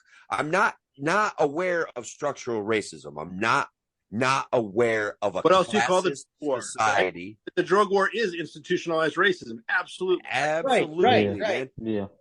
But and as far as Joshua Smith goes, he was one of my front runners. He really was. I really liked him a lot, and I still do. His messaging is great, but when it came to the Texas debate and he only raised $175, I was like, oh no. Yeah. When Charlie Belay was a brand new comer and he raised almost 10 grand, I was like, ooh, this is not a good look for Josh. This might be it. And it's not his fault. He had a kid in the middle of all this, he had to go be with his family, had to disappear for a while. Rightfully so. I'm not mad at the guy. But, at the end of the day, you talk fundraising and stuff like that. It comes down to money, and he didn't do it. And a lot of times, let's just put it this way. The Texas debate is like the Iowa caucus for the Uniparty. Yeah, that's right. It really is. Yeah. So, if you don't get on that debate stage, that's a wrap. So, that kind of cancels him out, in my opinion. Do I think he's doing a great job? Yes, I do. I really do. I like him a lot, and I like his messaging a lot. But it's just not happening. Mike Termott, I feel is the only one. Well, no, that's not. Mike Termott and Lars Mapstead are the two that could really get all the libertarians on board. I think Michael Rectenwald is Mises Caucus or bust. And, as far as I'm Team Lars. I'm a Lars Mapstead guy. I've been a Lars Mapstead guy for long. I've been a Lars Mapstead guy for over a year now. He's been on my show 3 times. He came on the radio show with Kevin and I. And I was in Long Island doing some work. And so I bought a $250 computer thinking I would be able to stream. So basically my computer froze up. Kevin had to talk to him for the whole freaking show. It was wild. So it was really an awkward kind of deal, but I enjoyed what Lars had to say. I like the issue. Issue, guys, that's yes, we're libertarians. We're not libertine. Lars, how did you guys know how Lars made his money, right? Adult friend finder, What's wrong with how he's made his money, though? No, it's not wrong. It doesn't bother me, but does it sell to America? Will it get us to where it hits a mark? Do you see what I mean? Look, the guy came from nothing. The guy literally grew up in a house with no electricity, was taking a shit in a outhouse his whole life, and then turned around and became a multi-millionaire with no help from anyone. He did it himself. Sure. He understands the economy. He understands how the money works. He wants to go to war with the Federal Reserve, and he wants to take down the state. That's Yeah, a but big message for the Oh, mainstream yeah. America right You now. know what I'm saying? Like for me, Lars Mapstead is by far my candidate when it comes to this. If I did rank choice voting, it would be Lars Mapstead, Michael Rechtenwald, Mike Tremont. And I think they belong in each other's cabinet. I think Michael Rechtenwald, the only reason, not the only reason, but like one of the main reasons, like he's not my top guy, is because his following is Mises or bust. Sure. So you're going to lose a lot of the libertarians when he gets in, especially like the eco people. The eco people are not voting for fucking Michael Rechtenwald. His messaging is great though, and a lot of people had, because I've had Rec on my show twice now, and I actually drilled him the first show because a lot of people were pissed off about him being a former Marxist and stuff like that. He answered my questions flawlessly. He didn't. Yeah, no, he's good. He's good. He didn't skip a beat. He didn't, And one thing about me, I don't want to toot my own horn and shit like that, but there's one thing that I get from my mother. I get this from my mother, is I know how to read people. And he never gave me a vibe that he was feeding me a line of bullshit. Right. Okay. Michael That's cool. Like he never gave me that vibe at all. And everybody loves my mother. Anybody who's ever met my mom is like, oh, my mom, your mom's great. But she'll be the first one to tell you like, hey, this guy's fucked up. And like, I get that from her. That's something she gave to me, and I don't get that from him at all. Is he perfect? No. Is anybody perfect? No. But like, if you want to just get down to the nitty gritty, obviously Lars has the resources, but he also understands the economy and understands money. And that's what we need the most and he's anti-war. You know what I'm saying? Right. Like, this is what we need the most. We got to throw that in too. Like, we need somebody who understands how money works, understands how the economy works, understands what it's like to have his dick in the dirt, and also understands what it's like to be rich as fuck. That's fair, man. And That is fair. Dude. I don't know how else to sell the guy. But at the same, I mean, that's all fair, but at the same time, is the shit show known as America ready for somebody like Lars Mapstead? No, but we all know this. Yeah. We all know this. The libertarian will take 1 or 2% of the vote. RFK is going to take about 10% of the vote, and the other two fucktards are going to fucking figure it out between themselves. But we all know at the end of the day, the Federal Reserve already has their pick chosen already, and we look like a bunch of assholes when we go to the polls. Donald J. Trump. Probably. I don't think they're going to let him win. I don't think they're going to let him win, dude. Again, I don't think Joe Biden has like 6 months left to live. So it might be. They still have time to throw out a Michelle Obama or a Gavin Newsom, dude. They have time to do that. Oh, not Mike Obama.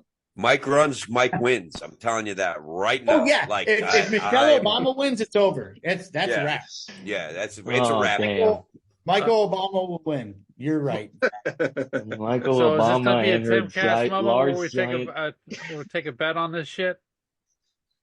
No, I think they've done enough investment in the whatever animatronic devices or other things they use to animate Joe Biden to make it work to the end. I think he's an animated corpse, and he is.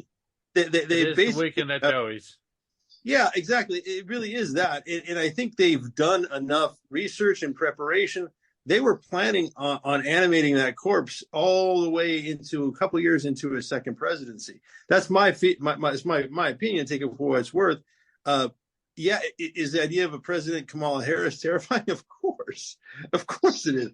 But you know what? I mean, at this point, the idea of any president, other than one of ours, is terrifying to me anyway. So I don't even care. Ours aren't winning, so it's like we're fucked regardless. It doesn't really matter that much when it comes right down to it. So we have a President Kamala Harris sometime around 2026. Okay, that's. I mean, in a way, it's almost like, well, it can't be that different than electing, like say for example, we managed to elect what's my man, the guy with the boot on his head, Berman. Fucking yeah, Vermin Supreme. I love that guy, dude. It's like, Absolutely. I mean, a Kamala Harris presidency, would it be that different than a Vermin Supreme presidency? I don't think He so. would be better than her.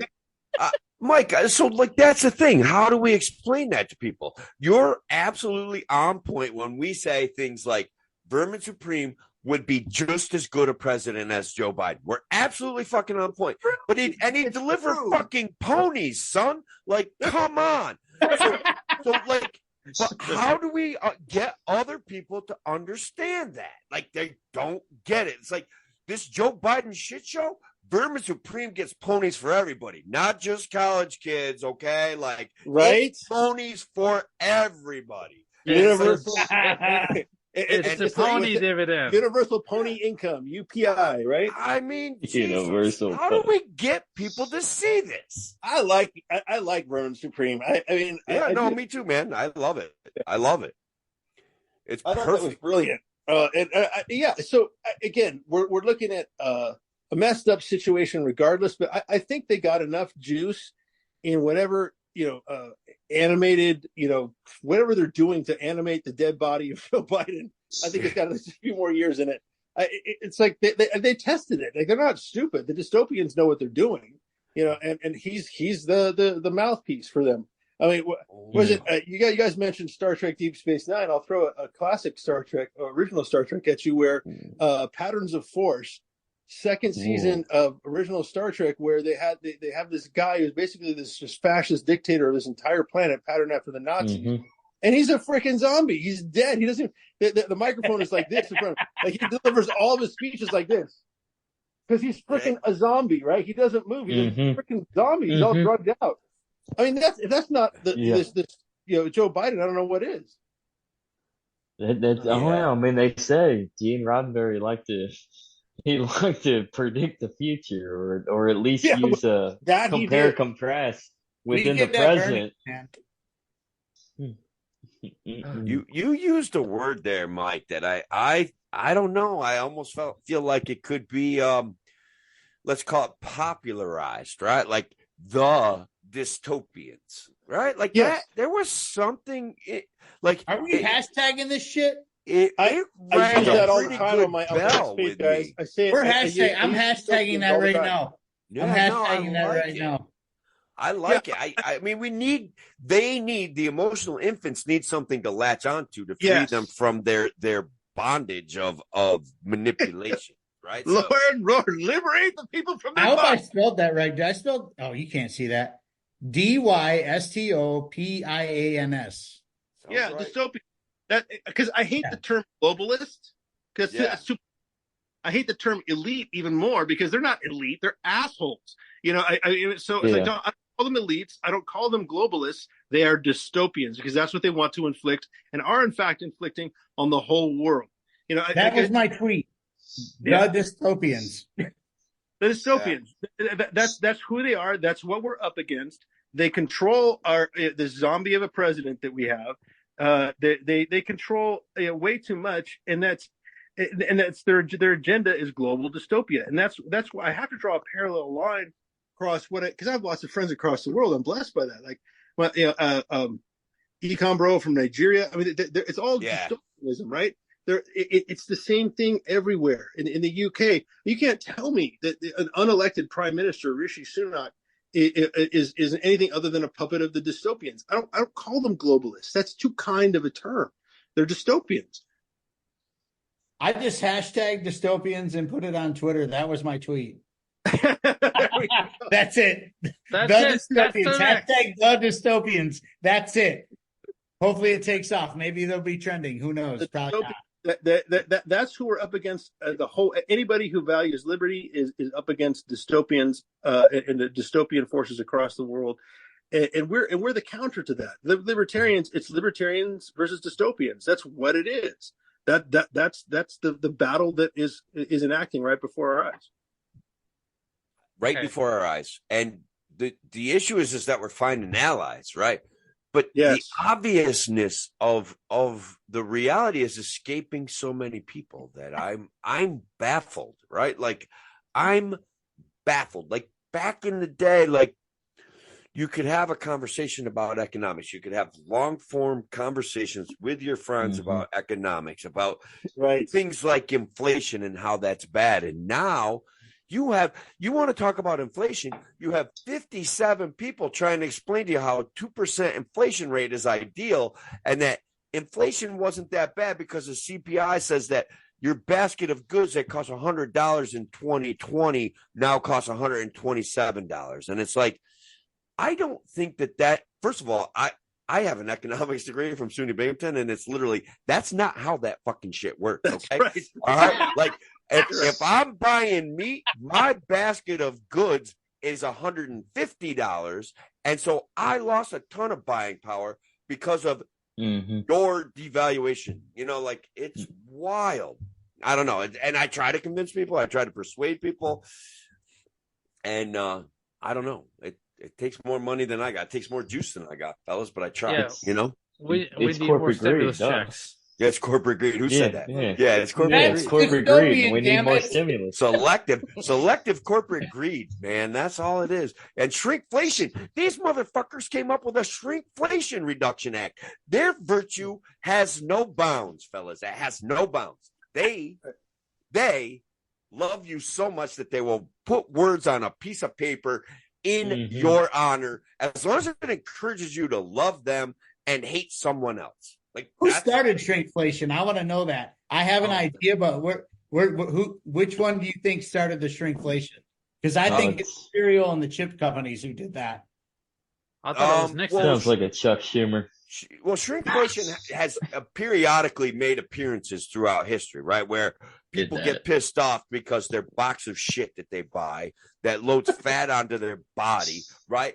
All of a sudden got smaller and the price stayed the same. So people called it shrinkflation. It just didn't have the emotional leverage that it has now, you know, because we have a party or a apparatus that relies on words like shrinkflation and racism and anything to demonize something other. The othering, look, the Weimar Republic, the othering came in where we other the Jews and we other the other, you know, people that don't agree with us. That's what's happening right now. And I don't know, it freaks me out. But how do we fix it? That's what I keep going back to, man. How do we fix it? And the Fed. And the Fed would be a good way. That would disempower the government. It really would. It really would. If I was to pick one goal, that's it. If I could just do one thing overnight, and we end the Federal Reserve, and there's no more centralized banking in the United States, and first of all the central banks everywhere else would crumble too, and we have a fighting chance to reorganize society along libertarian lines, along lines of individual rights. It disempowers everything that is wrong and wicked and, dare I say again, dystopian about the world. That'd be fantastic. That'd be a great first blow, and it would make everything else we're trying to achieve a lot easier. I mean, look, if you end the Feds, the wars are over, the empire's over. That's it. Seriously. Not to say there wouldn't still be violence, but they would be like little mini wars, little turf wars and gang wars and shit like that. They could be worked out in a couple days. Not taxpayer money funded bullshit that go on for 20 years just to replace the Taliban with the Taliban. You know what I'm saying? Yeah. I like my old Taliban. Quite well, thank you. Yeah. I miss Mullah Omar. He seemed like a good guy. Yeah, he's a good guy. He didn't deserve those drone strikes in the Tora Mountains or Tora Bora Mountains. I'm thinking of the movie, the Vietnam. They're the World War II movie. Tora. Yeah. Holy shit! Basically, the whole roadmap of all World War II right in one film. That's but right. It is. Yeah. It really is. Good movie though. Very good movie. Yeah. Speaking of a war-torn shit kebab of complete mess, when you were explaining this before we started recording, Sean. the education, Matt. Well, first off, just the political shit show Michigan's become, but the education matter that seems like it's taking over everything in this country. But Michigan looks like it's a battleground for Michigan, complete destruction. So here's what they're trying to do right now in Michigan. They're trying to completely axe the charter schools. They are, which is crazy because the charter schools are in the cities, okay, where they can't afford to keep the government schools open. So it's the only choice for inner city kids that don't have much money, the families that don't have much money to send their kids to school and get a decent education, which the charter schools are actually much better than the government run schools, okay? Mm-hmm. Yep. Same in California. Now the state of Michigan are trying to pass a bill right now that'll put the screws to the charter schools, okay? And then also there's something else on the table that they want to put homeschooling parents on an extremist list. Shit. Oh yeah, this is happening here. And so let me throw this out here at you though, before I go any further. Right now in the state of Michigan, we have kindergartners, and this might sound silly and retarded to a lot of people, but this is serious. There's kindergartners that do not know how to spell their name, know their phone numbers, know their addresses, or you know what I'm saying, like know how to do certain things that I knew how to do as a kindergartner. You had to know your phone number, you had to know your address, you had to know how to write your name, you had to do certain things, just to move on in school. These kindergartners don't know that. And we also have third graders who can't read at all. And then let's put the icing on the cake. We have seniors in high school who are supposed to graduate, quote unquote, who have third grade reading levels. And now the state of Michigan is trying to monopolize education to force your children into these schools where they're not learning anyways. This is happening here. This is a real thing.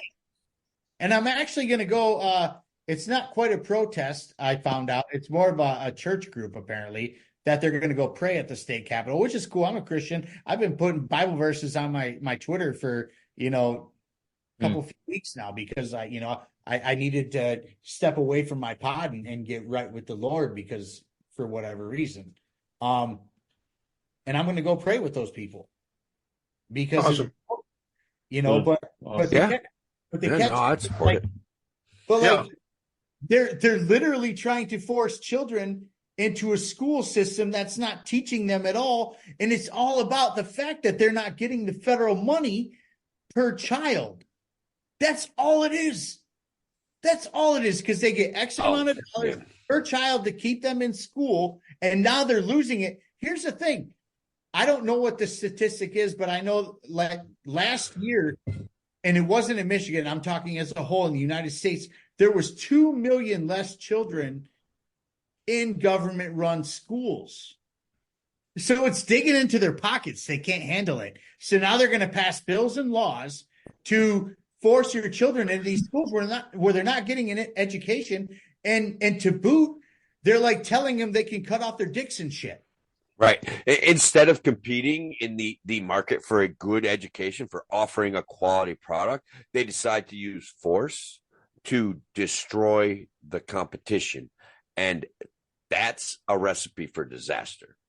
It's an ongoing dystopian pile of shit. The dystopians, get your children out of fucking government-run schools immediately. There's my rant right now. Get them out of there. You don't understand what they're doing to your children. I did not bring children into this world, but I will die on that hill for them. I promise you I will. Right. Okay? Like this is getting ridiculous. Leave these kids the fuck alone. They're children. They don't need to be hearing about sex other than the birds and the bees. That's all they need to know, man. This is how babies are made. That's that. They don't need to know if Sally has the dick or otherwise or this, that, or the other. Enough is enough. Stop this shit. Leave the kids the fuck alone. I apologize for my rant, but the same thing is happening in Sacramento this weekend as well. There's a similar contest for the same reason as what's happening in Lansing. there is a defiance of, because of course Sacramento's going to try to force kids into these schools, right? And the reality is that the charter schools are out. My 16-year-old's in a charter school, right? It's outperforming anything that happened. Like I pulled him out of public school as soon as the tampon dispenser went up in the boys' bathroom. He was out. I'm done, right? And so at this point, we're doing the same kind of thing in Sacramento this weekend as well. And it is a prayer thing, right? I mean, it's like, so I'm on board. I'm not going up to Sacramento, but yeah, I'll be praying for you guys, for sure. And it's a real thing. They're trying to force parents into putting their kids in a failed school system. It never was sustainable, right? So it's already crumbling, and they're doing everything they can. They're using force to try to prop it up. And the beauty of it is, even that won't work. It's like, and this is a perfect opportunity for civil disobedience on a statewide scale.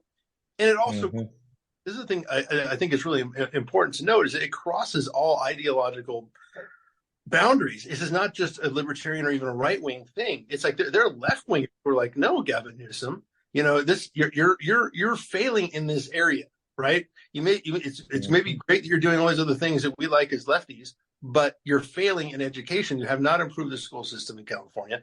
I'm sure the school system hasn't gotten any better in Michigan. Probably isn't getting any better in New York either. So, right? But it's an opportunity for people. This is actually a pretty broad-based resistance. Because at the end of the day, like, these children, these kids are going to be the ones who are going to be taking care of us when we're old. Like, these are going to be the ones who are in charge, right? And they're teaching them this bullshit. Not to say, like, I don't want to just say, like, education is bad. Like, we need to learn how to read and write and do math and know science and stuff like that, But when it comes to history, we were all fed lies, and they do not need to be sexing up these kids in the schools. I'm telling you right now, that needs to end. Parents need to grow some balls and say enough of this shit. Seriously. Because, like, look, man, they need to learn about procreation, because obviously kids are going to be kids and they're going to do what they do. We all did it, right? But they don't need to be worrying about, like, is this person a boy or a girl, or what can we call them, or what's this and that? It doesn't matter. They're children, man. They're kids. Leave them alone. Let them be children and grow up and figure it out on their own like the rest of us did, man.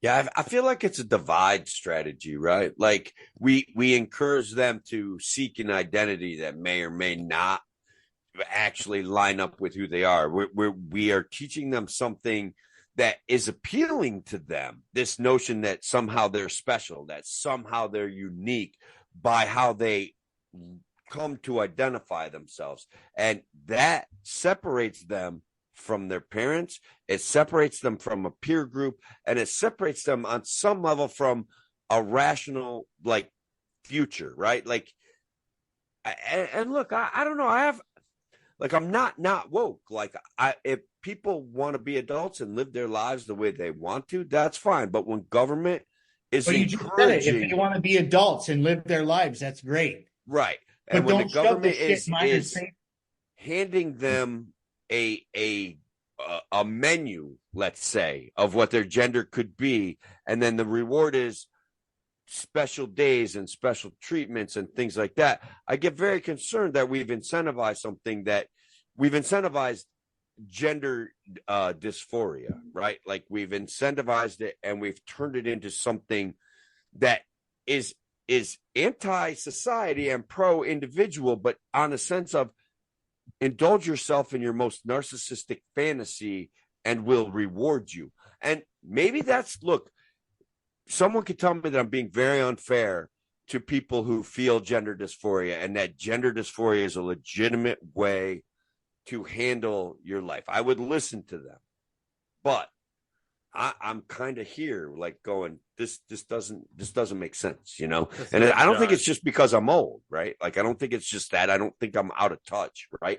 I love everybody. I want everybody to be happy, but, like, being happy is also, like, being cool with who you are and what you look like, not going in for a surgery that drastically modifies the way you look, not taking drugs that drastically modify what you're going to develop into. Like there's something incredibly wrong, but we see it all the time, right? That's why the dystopians is going to work. Like it's going to catch on. This is weird ass shit that too many people are invested in. Go ahead. I'm sorry. Teachers under law are allowed to talk to their students about transitioning without parental consent. Yeah, we get what we incentivize. This is happening here. This is happening in the United States. Now, I'll tell you what, and it's probably a good thing that I don't have children, because if I found out that some teacher was talking to my child about these things behind my back, you would hear about me on the 11 o'clock news. I promise you that. I promise you that. 100. Hi, I have kids. I went through it. I saw it happen. Okay. I saw it develop. I saw the groups that the teachers offered, the school offered for kids of divorced families. And it gave them an inroad to talk to them about self-identification. Now, girls are very prone to it. And this is totally sexist. Sorry. But like girls are prone to it. Boys can resist it. And girls can resist it if you have conversations with them. You got to be like, there's a value to socializing your kids. I'm not a supporter of public schools. I'm a supporter of parents doing what they want. I'm a supporter of competition when it comes to education. And simply offering them an education is better than this whole psychobabble nonsense that's going on right now. So that shit's got to be able to be fixed. It's got to be. Well, it's a feature of the system. They have the power, just like the what's his name, Javier Milei and right. In Argentina. You know, he wouldn't be able to do what he's able to do if they hadn't put those things in place. And they've got a term for what we're talking about. They call it cracking. They crack people's gender identities, and they manipulate them and condition them to be on their roadmap. Okay. And they're trying to influence it and grow what they're doing. Now, is it Marxism?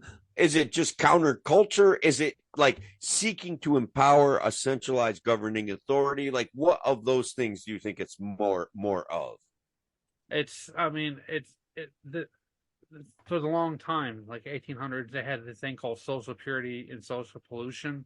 They're trying to influence the way people act and behave. It's imposing your ethical worldview on other people so that you have more power and influence over how other people act. And that way you can maintain your position and survive as an idea. And the Marxists hijacked that certain idea back as we get into the 20th century in order to expand upon Marx's ideas of counter economics or whatever the fuck bullshit that is. Made it into a cultural phenomenon. What can be the goal here? To destroy society? Like to reinvent society? Like what? Reinvent, but to the benefit of whom? Right? Like that's the thing. Who are they benefiting? They're forcing everybody on the same page. It's called power struggle. It's called the Chinese had another term for it. I can't remember exactly what it is off the top of my head. Sorry, I have what's it called? A brain fartism. Forgive me. Yeah. No, brain fart. I live with it. I just power through it. Like that's why I changed subjects and then started asking questions towards it because I already forgot what I was saying, and I just want to get you guys talking again because it's like I smoke weed, so you're speaking my language. I think I've been ranting for like 30 seconds, and I'm not sure what I'm saying anymore. I don't know if it's age or what, but believe me, I get it. Man, I understand. I'm a junkie, so I'm a 15-year recovery junkie. I get you with the fuck. Man, congratulations. Yeah, congrats, bro. That's awesome. Man. That's awesome. That's great, man. I know just because there shouldn't be a war on drugs doesn't mean you should just use drugs, right? Like it's not good for you. It shouldn't be it shouldn't be jail. You shouldn't go to jail for any of that stuff if you're struggling with something. But that's actually an interesting segue into this topic because obviously I think that consent is fundamental to libertarian ideology, and children can't consent, so therefore I'm all about, like, I don't care how you stop it, but at this point it's like there can be no gender surgery, gender treatments. Think if you're not the consent, that's evil. I mean, it is. Now, at the same time, for a consenting adult, if you're struggling with gender dysphoria, like I have two perspectives. Perspectives is what my faith says, and then perspectives is like how I know society should be organized. These are two different things, because one is the realm of Caesar and one is the realm of Christ, right? And I'm not trying to blend the two, because Caesar is beneath that. So in Caesar's world, in the world of the legal governmental society, then if you're trying to find your way as a consenting adult through your battle with gender dysphoria, then and you decide to do whatever you want to do to your own body as a consenting adult, that's, I mean, I'm okay with that from a societal and certainly from a governmental perspective. It's like, dude, you're a consenting adult. You do what you have to do. It's when you, and here's the big distinction, it's when you try to force others to participate in your in your quest to overcome your gender, or to deal with or cope with your gender dysphoria. You can't expect, because you have the individual right to do that, to do whatever you got to do in coping with that, but you do not have the right to force other people to share the same view of yourself that you have of yourself, or to join you in your coping with your dysphoria, or however you want to call it, with your transitioning, however you want to define it. You don't get to force other people to participate in that perspective. And so that's that. But here's the thing. It's absolute either direction. You have the right to do that as a consenting adult. You have the right to do whatever you want with your own body. We're libertarian. That's fundamental. But you also don't have the right to force other individuals to share that perspective with you. Yeah.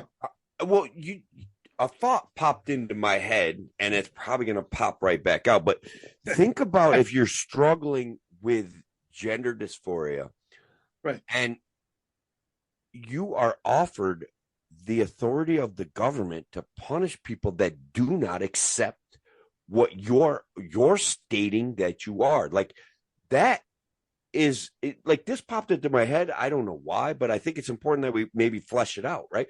That you're being offered by the government the power to punish people that don't accept your claims. It's gotta be fucking appealing, man. It's gotta be exciting.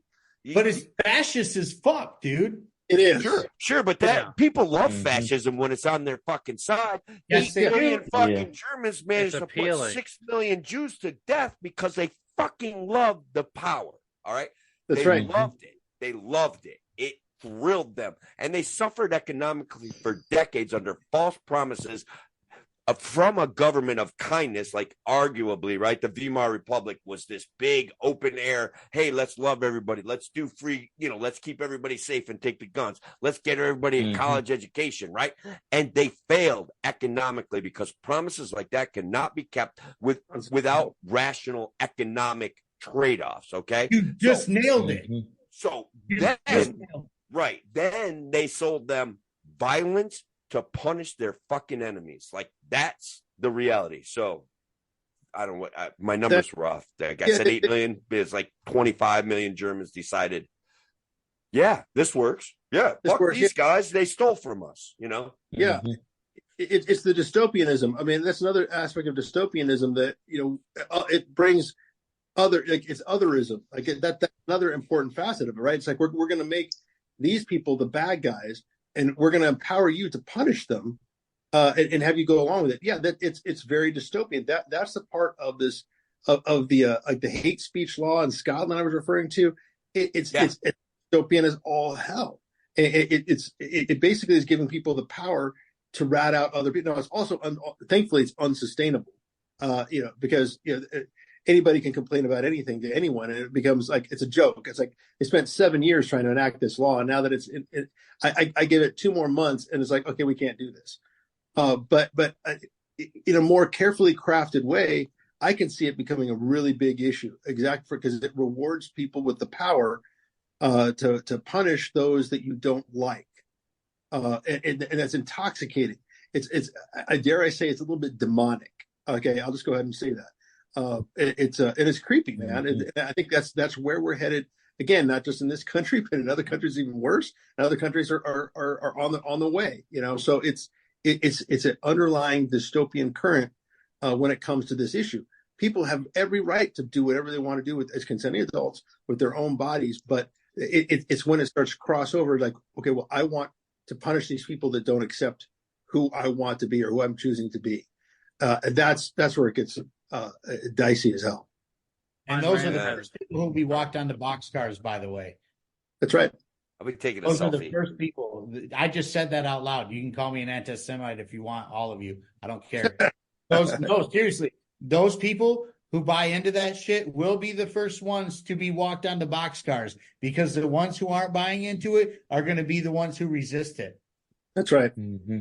It's absolutely right. And so we have kind of an obligation, I think, once again, because nuance has been removed from public discourse. Like it's almost vilified, right? Like you're almost not allowed to have a nuanced position. So I think it's important to bring to bear that nuance. Like, hey, you as a consenting adult have the right to do whatever you want to do with yourself, with your own body. That's an important distinction. And I think, I guess I'm going to assume he's pretty good at this. You guys tell me, because I haven't seen enough of it. But I think Chase Oliver can kind of deliver that message fairly well, right? I think like where he makes the distinction, like, okay, well, I'm not going to force people to accept trans, but I'm going to let consenting adults be consenting adults, and that includes self-mutilation if they so choose. That Mm-hmm. right? I mean, I have to go along with that. Now, it doesn't mean I'm not going to, in my personal prayer life, doesn't mean I'm not going to pray for you. I hope you don't do that, and pray for whatever I think is going on in your life. I'm going to pray you don't do that. Yeah, exactly. Pray you don't do that. Pray that you find some other, way to cope with that that's healthier. But I'm not going to, from a libertarian standpoint, I'm sure it's not going to use Uncle Sam or Caesar to take that right away from you, because I don't think it's a good idea. But at the same time, you're not going to go along with it either. You're not going to force me to like participate in your. So yeah, I'll go ahead and say your delusion. You're not going to force me to do that. Look, I think there's a issue. Like we all feel slightly uncomfortable saying what we're saying right now, and I get it, but the fear is real, man. Like, what we get canceled, we may get a knock at the door in the dead of night, like that.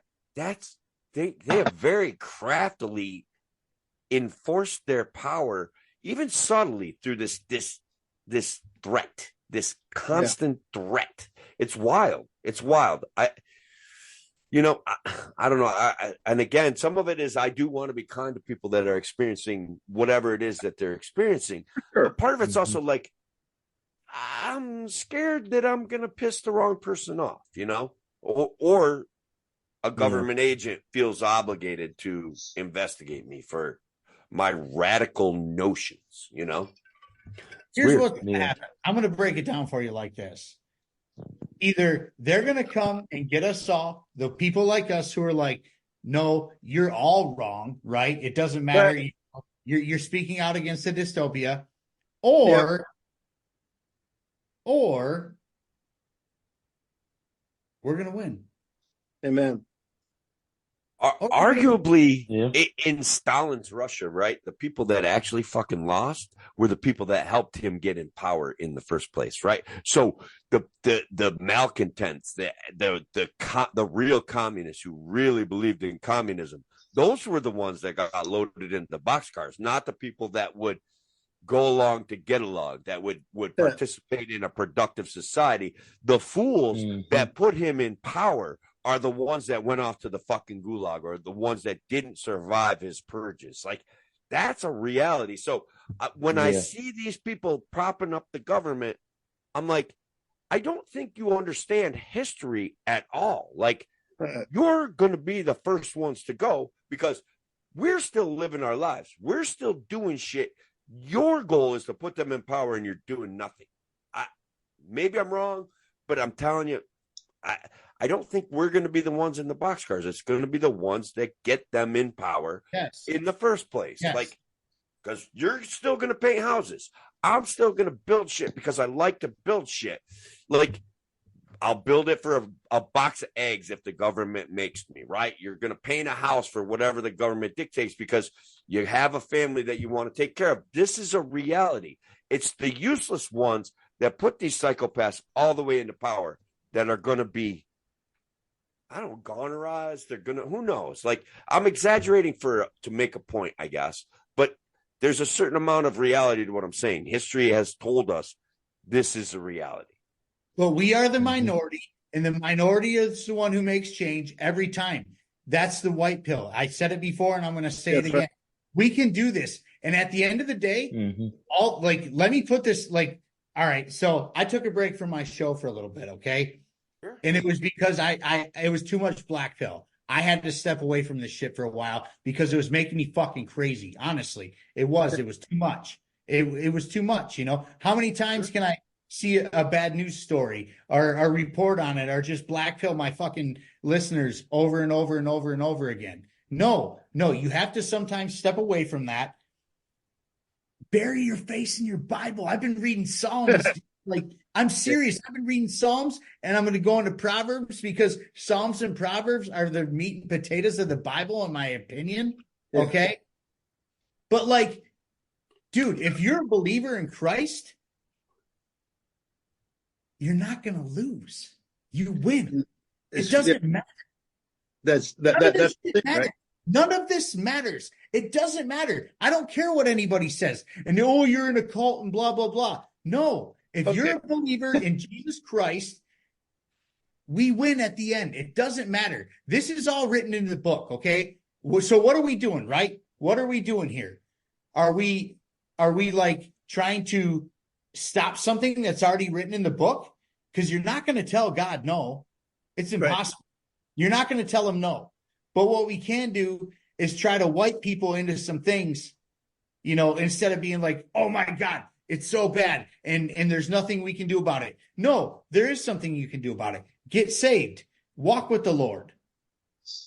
Because at the end of the day, you win. This world doesn't matter. This government doesn't matter. None of it matters. It's written. It's written. Okay, but look, let me put this out there. Not to counter you so much, but obviously it does matter. Okay. Obviously what you're seeing you and Mike, and you guys are way more I can tell already, and Zach, you guys are more religious than I am. I'm not an atheist. I am not, but I am not an organized religion guy. But this matters to you guys. And the question is why? And why are you putting in the effort to help other people change? That's the question, right? Is that in the end you win, or do you want to help people now? Or some combination of all of the above. All of it. That's cool. All of it. I get it. That's good. All of it. Because liberty and freedom go with Christianity. Jesus was the OG anarchist. He was. He was the OG anarchist. Yeah. The liberator of liberators, not just the king of kings, right? Yeah. I'm certainly an advocate for Christian philosophy, right? Regardless of my organized religion acceptance or unacceptance. I don't believe in organized religion either, dog. Fair enough. Yeah. We're occupying territory for the king to come back, right? It's really. I look at it as we're here to take the land for the king. We're here to, more importantly, take win people's souls that have been poisoned by the cult of statism, and because there's only one. But by believing in a king who is not of this world, you effectively reject all the kings of this world. And that's where that's what Shawn's saying. It's Jesus was the first anarchist. Because he was the real king, right? It's you guys are all pretenders on the throne. You're all posers. Caesar is a joke when he said render to Caesar that which is Caesar's, because Caesar didn't have anything that wasn't stolen, right? He didn't. Caesar.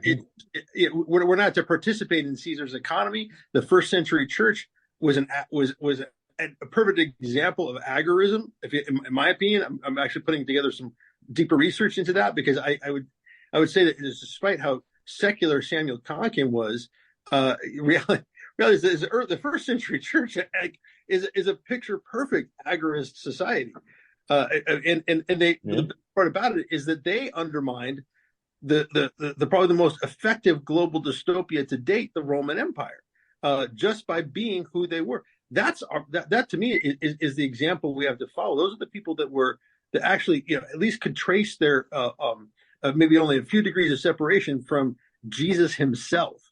That's why the first century church, I think, was so legit.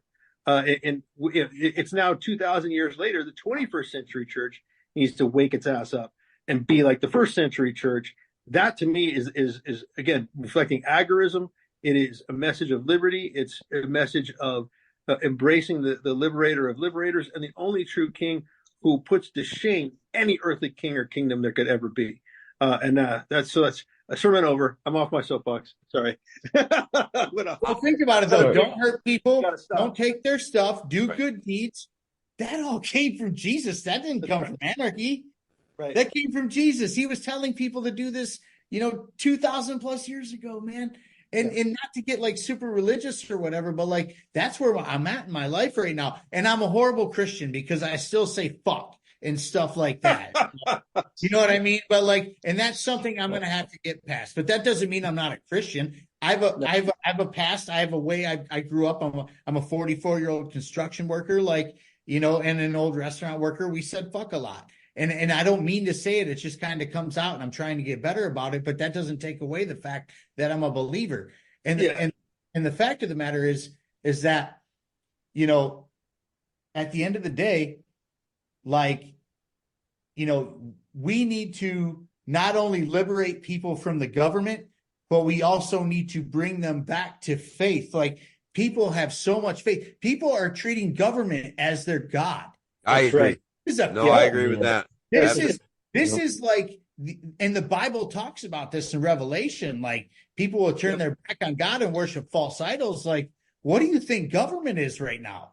It's idol, and people are believing in it and worshiping it, and it's happening. And they talk about it also. There's going to be wars and rumors of wars and one world government and one world currency. Dude, we're on the road to CBDC. We're talking about the WEF. Like, I don't know what to tell you. I get goosebumps talking about this shit. I love you guys. I love everyone. I want everyone to be, I want us all to be together in the kingdom at the end of the day. And I want to bring you all to it. And I know not everyone's a believer, but like, this is happening and it's written, and we need to pay attention and recognize this. I'm really sorry. I'm actually not sorry I got really religious about that. Hey, nobody. I don't think you should be sorry. I'm not sorry. I want everyone to walk with the Lord. I want us all to be, together when the end comes, like I had major surgery last year, and I almost died or whatever. And I remember right before they put me under, I looked at my surgeon. I said, you guys better not kill me because I'm either supposed to die in the rapture or the revolution.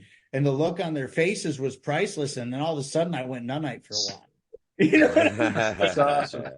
But I mean that, like we need to understand, faith belongs in our society. If you, a lot of us shit all over the Constitution, but the Constitution meant well. The way it was written, it I don't know how to explain it. I'll explain it for you. It was perverted by narcissists. It was written as a constraint on government that, in fact, was used by psychopaths to create the largest fucking government the world has ever seen. Okay, Thank you. This is amazing how they perverted the intent of the Constitution, and the fact that Christian philosophy absolutely was at the heart of the creation of the Constitution, that individual rights and responsibilities go hand in hand, and that there was no king worthy of worship. That's absolutely enshrined in the Constitution. That's huge. Yeah, absolutely. Thank you. Enshrined in the Constitution. But unless you were George Washington, regardless of whether you're religious or not, it's a goddamn good way to live your life. Period. Yeah. Absolutely. Another thing that, speaking kind of the metaphor I like to use a lot, and it's not even really a metaphor. The four horsemen of the apocalypse are riding right now. They're already in motion right now. They're picking up their pace. Obviously, war is a military-industrial complex. Pestilence is the World Health Organization, and those like it. And famine is the net zero nonsense. They're literally trying to starve us by destroying the farmers. And of course, death is the depopulation cult. These are all real things that are influencing the world events right now. So even if you think that it's just a sort of hyperbolic metaphor, I don't care. But I'm telling you that needs to be taken seriously. And I think we as Christians need to be the tripwire to the four horsemen. Right? There's no reason why we can't, in faith, at least slow down the rapid pace of which these horsemen are advancing. And I think that's. Can I ask why would you? Well, if you win in the end and the kingdom is promised, why would you slow it down? Because you want to bring people to the kingdom.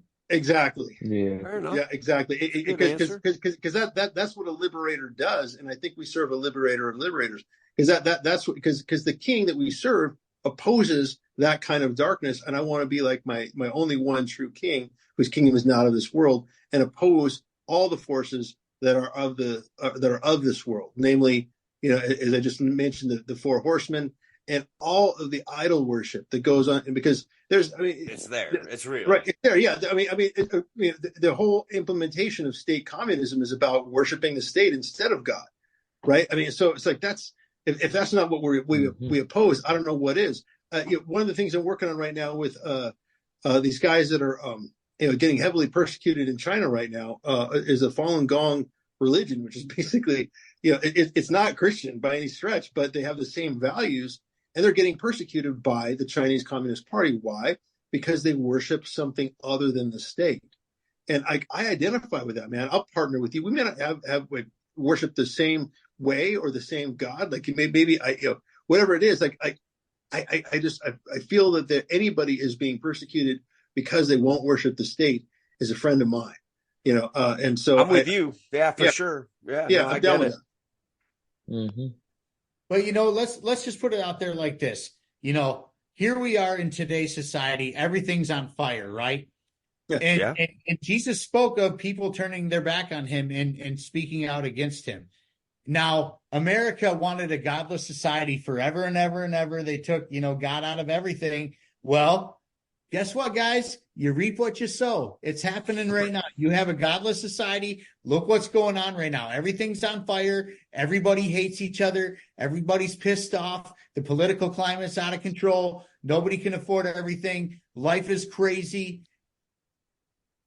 It's because they took God out of everything, man. I'm telling you right now, they took God out of everything, and here we are. And it's because of the media and the government. They did this. They did this to us. To what end? Like, why do you think they did it? Because arguably, I agree that there has been in my lifetime, right, a constant, ongoing narrative that takes and separates people from the possibility of participating in a wholesome religion that would probably provide them with community, offer them a philosophical base that would probably be good for them, and it's been supplanted. Like, but why? Why did they do it? Why are they continuing down this road? Does that question make sense? Is it work with the framing of what you're saying? Sense. And they write about this. They're like, dude, first off, the Bible is the greatest book ever written.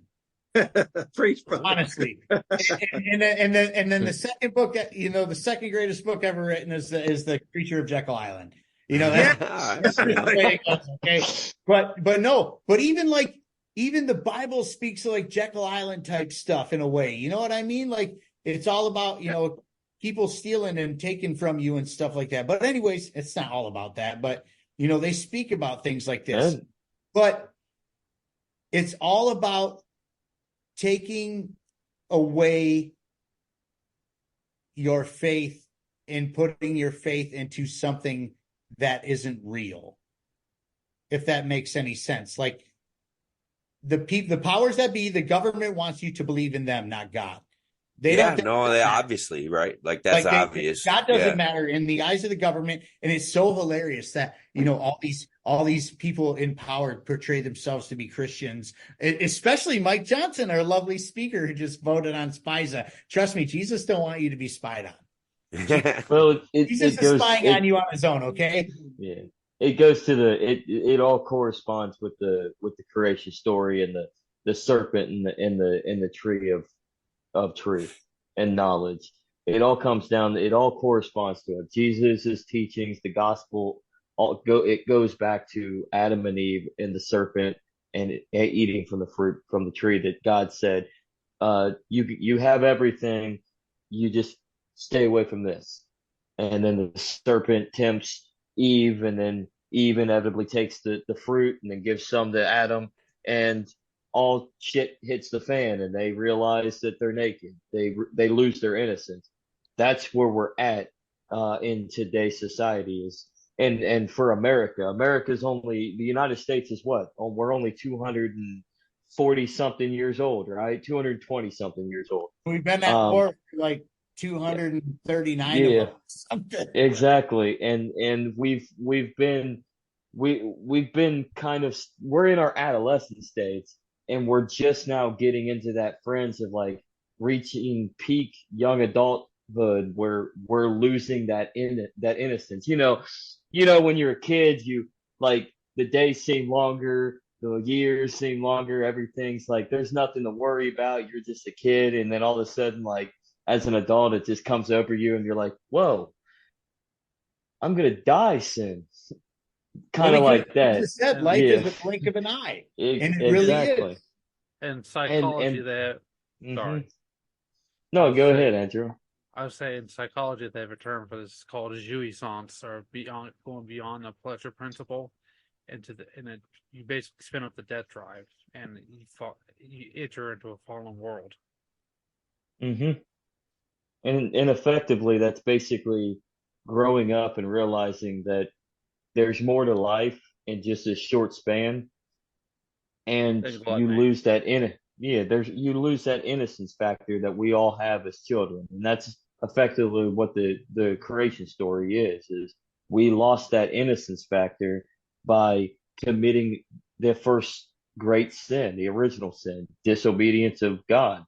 And look where we're at now, because we turned away from perfection, utopia, and now we're fixing to fall into a trap of dystopia, all because of that one simple mistake. Whether you believe in the creation story or not, I mean, it's a simple parable that means exactly what it is: perfection and the chase back towards perfection, the loss of perfection and the chase back towards perfection.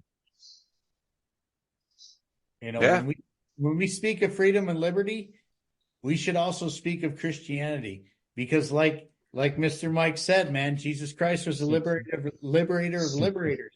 So if you want to be liberated from all of this, you accept Christianity. I mean, I don't know what to say.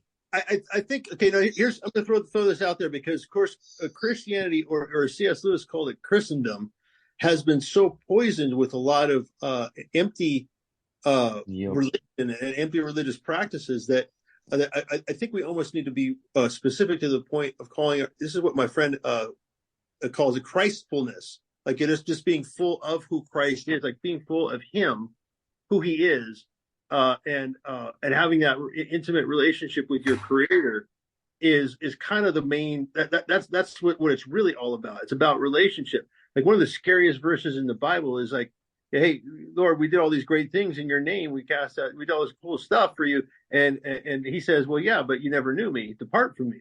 Right. It's like, it's all about knowing who he is and having that intimate relationship with your creator.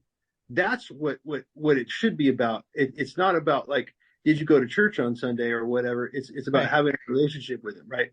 And I want to have a relationship with the liberator of liberators. I want to have a relationship with this person who puts to shame all the earthly kingdoms and kings and all the nonsense, right? All the stuff that eventually leads to destruction and dystopia. I want to follow the guy that like shames all of that puts it to shame. That makes sense to me. And it also is, again, it's not even a religious thing. It's a relationship thing, and that's it kind of become a cliche too in a way, but it's true. I want to lead by his impression. Yeah. And it's like, Mhm. and don't get me wrong, there's a lot of horrible Christians out there. Like, there's some fake ass Christians out there. There really is. Right. Like people like Joel There are. Osteen, like, I'm not Right. buying into that guy. Like, there's certain Christians that are out in the open that I'm like, man, you're not all right. You know what I mean? But like, look, man, look, if you're following the Bible, you're straight, dude, because that's the ultimate teacher. That's going to take you in the direction you need to go. That's going to give you all the answers you ever need.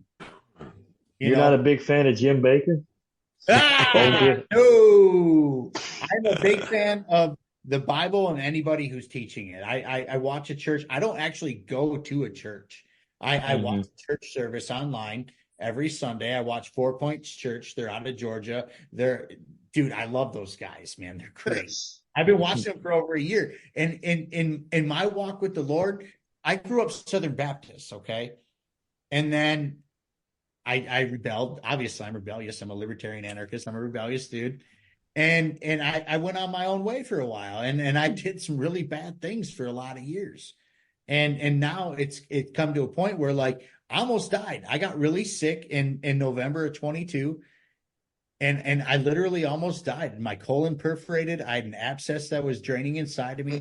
I was in the hospital for 8 days. I went home on IV antibiotics, dude. It was fucked up. My wife had to shoot me up with antibiotics like a dope fiend for 10 days. It was scary, man. And I was like, man, I need to get right. I need to get right with Christ. Something told me, like, yo, dude, you need to get right. And so I did. And I've been watching that church service since, like, November of 22. And then all of a sudden I stopped watching church for like a month. I quit watching church and shit got really dark, real dark. Not like I want to hurt myself dark, but like, doom and gloom. Like, we're never going to get out of this. What are we going to do? Like, oh my God. And I was showing that in my show and I'm like, no. And God was telling me, dude, take a break. Take a break. And that's another reason that I know that, like, this stuff is real, man, because it's got dark in that month. And then all of a sudden I got back into my Bible. I put the news down for a little while and things got bright again. And now I'm talking to you guys again, And so to tell me that Christ isn't real, I'm sorry. I'm sorry. Hopefully that's not the impression that I gave you. Yeah, no, not at all. Okay. No. But like other people, like people do. My Bible verses every day now, ever since then, and people are like, are you in a cult or something? I'm like, well, no, I don't worship government. That's my yeah, answer. right. No, that'd be cynicism. No, but no. So listen, guys, I love you all. It's been 2.5 hours. I've enjoyed. We gotta go. Get out of this. But like, I'm old, man, and I need some sleep, and I got to take my meds and all that shit. All right? They got you on meds? No. Yeah, well, some of them seem to be working. Exactly. I got you. All right, man. Guys, thank you very much. Oh, thank you for good evening, man. jumping on board, Tim. My pleasure, man. My pleasure. I can't believe it's been that long. Holy shit. I know. It's been a while. All right, good night, guys. All right. All right. So we want to continue. We should just wrap it up. This is the longest podcast ever, man. Nobody. This is probably. We'll probably. Let's wrap it up. Let's wrap it up. It might be a two-parter, right? You can just edit this down into two different ones. Yeah. Nobody listens. We could. Trust me. Don't do that. Yeah. What, the two-parters? Don't do it. No. Just go straight. Go straight through. Go straight through. Yeah, because I tried that twice now, and I get about half the listeners on the second one. Okay, got you. All right. Well, to wrap it. I mean, do what you want. I'm just saying that I've tried that. No, it's been 3 times. 3 times I did that, and all 3 times, like, half the listeners didn't come back. Yeah. And I wasn't talking. God, either. I was raging. It's like, fuck the government, burn it all, yeah. To wrap it up, let's let's talk just for a few moments about the God. He thinks he's God in his own little sick mind, I guess. David Hogg. Oh yeah, we didn't even What? touch on. It's We the didn't guns. So- even go on that, did we? That's all I have to say is it's the guns. It's all the guns' fault, and it's the guns. David Hogg. What do you think about that debate though? Get a little just to get a little bit of something before we kind of call it a night. You know, Bloodbath. I thought haven't that actually had to it watch was it pretty yet. cool. Yeah, I thought it was pretty cool that they had. Well, yeah, because I complain a lot about how civil discourse has been kind of shoved to the side and is kind of almost shunned in our society now. But I got to say, I was kind of impressed that Dartmouth, with the political whatever it is, the Dartmouth poli sci people, whatever they put on this thing, and it was actually a civil discourse. So that in itself I thought was kind of impressive. And I didn't get to see I didn't watch it the whole way through, but I do think that was at least promising. I know that Kaufman from New Hampshire did a tweet saying like yeah, you're not convincing anybody. It's like it's all feelings and emotions. You're not these debates don't necessarily do any convincing, and I kind of see where he's coming from, but I think that we're really the opportunity is more or less to plant a seed on the one sense that might grow into something, right? Or it maybe will reach somebody somewhere down the line. But I also think that when you do it in a truly civil discourse kind of format, you at least sort of rehumanize yourself as an opponent to their point of view, and vice versa. You can actually start. So all of a sudden, your opponent becomes a little bit more humanized. Even Hogg, like sure, he's totally he's a narcissist. He's all these terrible things. But reality is that by him kind of like admitting to Lily Tang that he can't he can't confirm that any government will not become tyrannical. I mean that was an important concession, I think, on his part. And I'm like, okay, David, so you're admitting that you can't guarantee that this is still just a wish list for you. You can't guarantee that our concerns aren't warranted. I don't think he wanted to do that, but I think at least it shows, I don't know, more maturity than I was expecting to find with him. So I'm almost going to give him props for that, almost. But I'm not nearly as much props as I'm going to give Lily Tang, who I think honestly was the highlight of the whole thing that I saw anyway. But yeah, I think that the whole idea that people could sit down and actually have a discourse that was civil, and that's actually a really constructive thing, I think, in the long run, especially when we have to have our parallel society and have to convince them that don't go along with invading us or using going hostile against us, because our even though you may not agree with us, we were civil towards you, and we're like doing our own thing, and you're doing your own thing. I think it goes a long way to that end, if that makes sense. I will give David Hogg kudos for showing up. Yeah.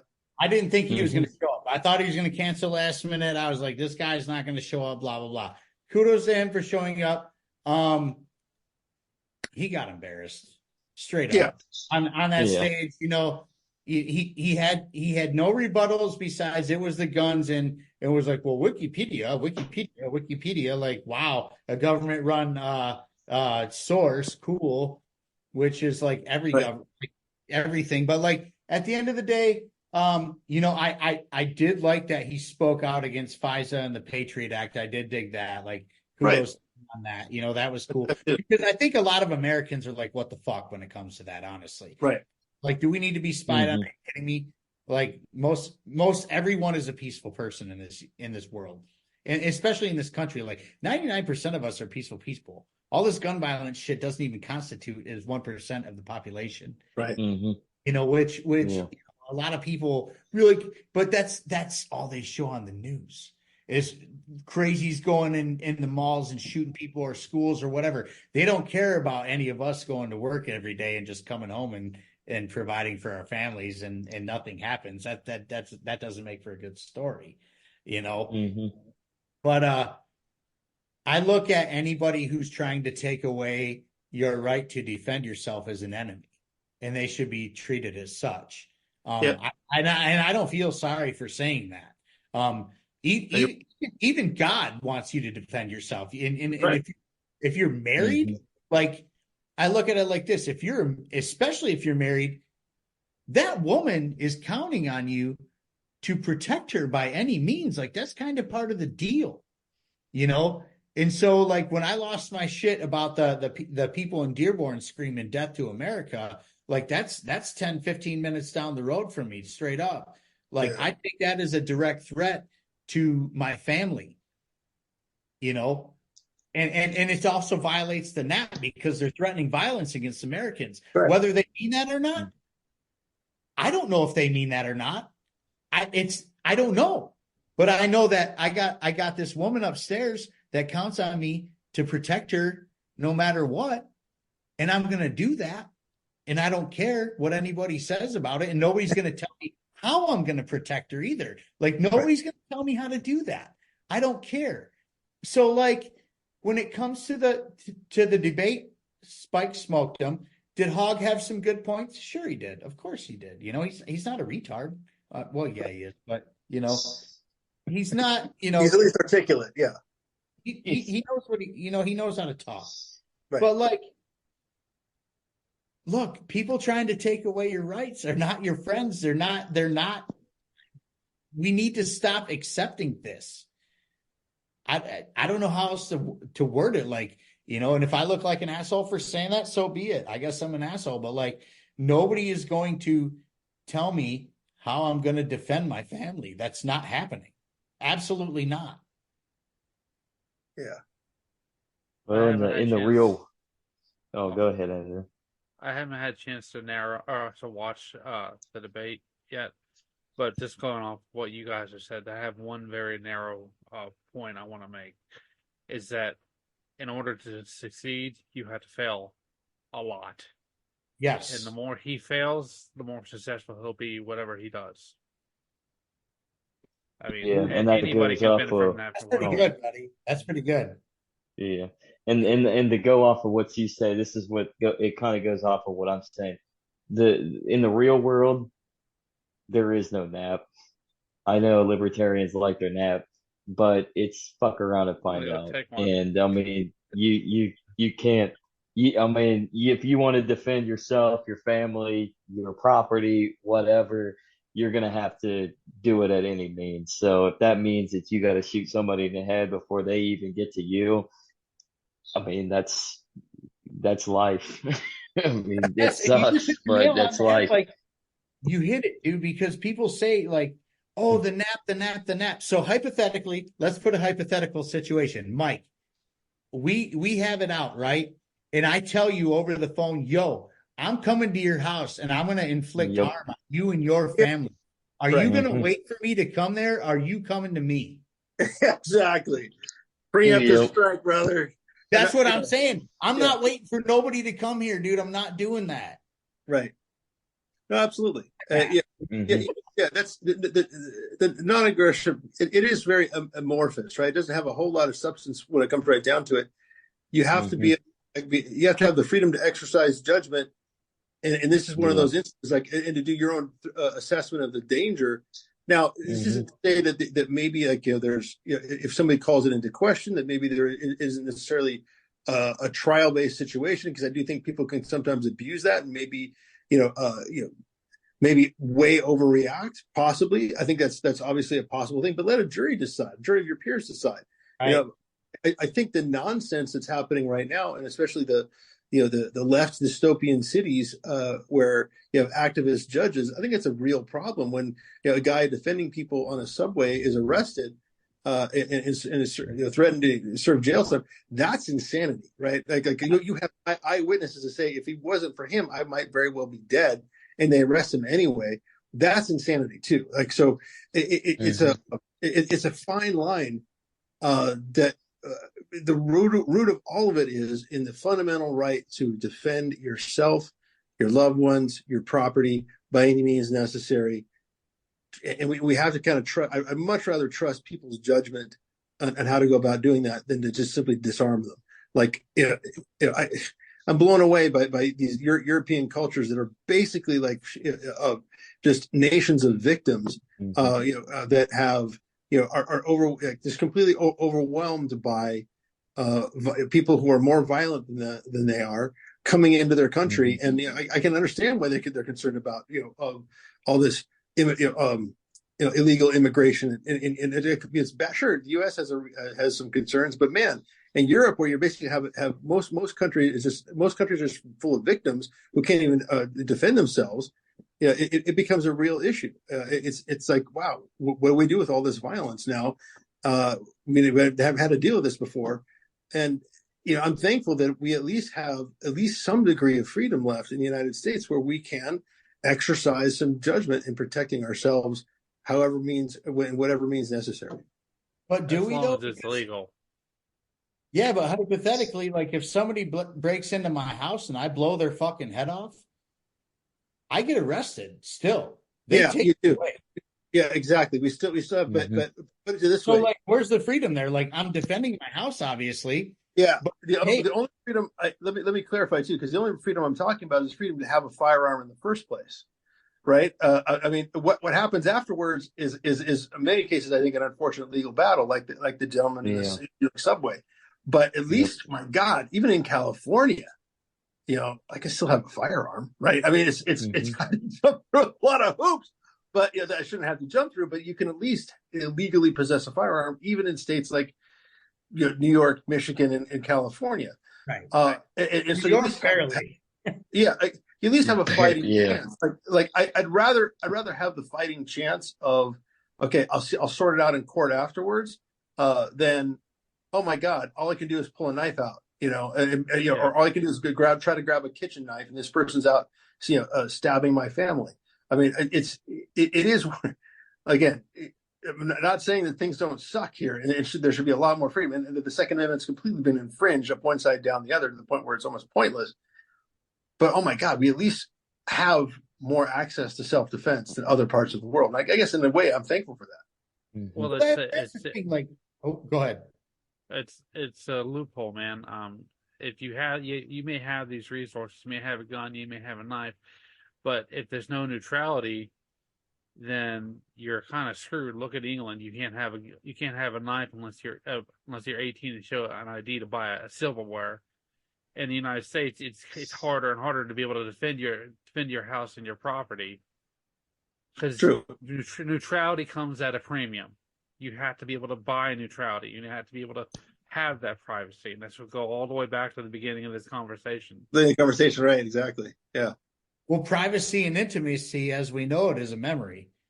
Like it's over, and FISA proved that. And as far as like red flag laws and stuff like that, I mean, my cousin's buddy just got red flagged, and all he was fighting with his old lady in the driveway. His neighbor called the cops. He didn't lay a hand on her. They were just got into a shouting match. The neighbors called the cops. They came and got his guns. They took everything. They took him away at everything, dude. We're on a very dangerous downward spiral when it comes to what's going on in America right now. That's true. Remember, you could always red flag cops. And there's certain counties in Michigan during the lockdowns, like let's put it out there like this. Certain counties like would nullify gun laws, but they would enforce lockdown rules. You know what I'm saying? Like, yeah. It's like, where are we headed here? Or even like in New York, I wish Tim was still on here. Like, what's communism? The abolition of private property. Yes. In New York City, this woman tried to kick out some squatters and she got arrested. It's on video. So where are we headed here? Yeah. They had red New flag York laws City up deployed the military on their own citizens. Where are we headed here? Yeah. There was a guy, Whiskey Warrior 556, I think it was, or something like that, and they red flagged him because he had an extended magazine or something like that, and it was this big to do a couple years ago about it, and they memory hold him. It's ridiculous. Yeah. I mean, they had people like getting arrested in the cemetery, getting prepared to like protect the guy and stuff like that. Like they're gonna protest against the police, and because the whole weekend, like the whole Saturday night, it was just like crazy on Facebook when it happened. Mm-hmm. Yeah, and This is why there's people we're like us, looking you at. guys. Yeah. Yeah.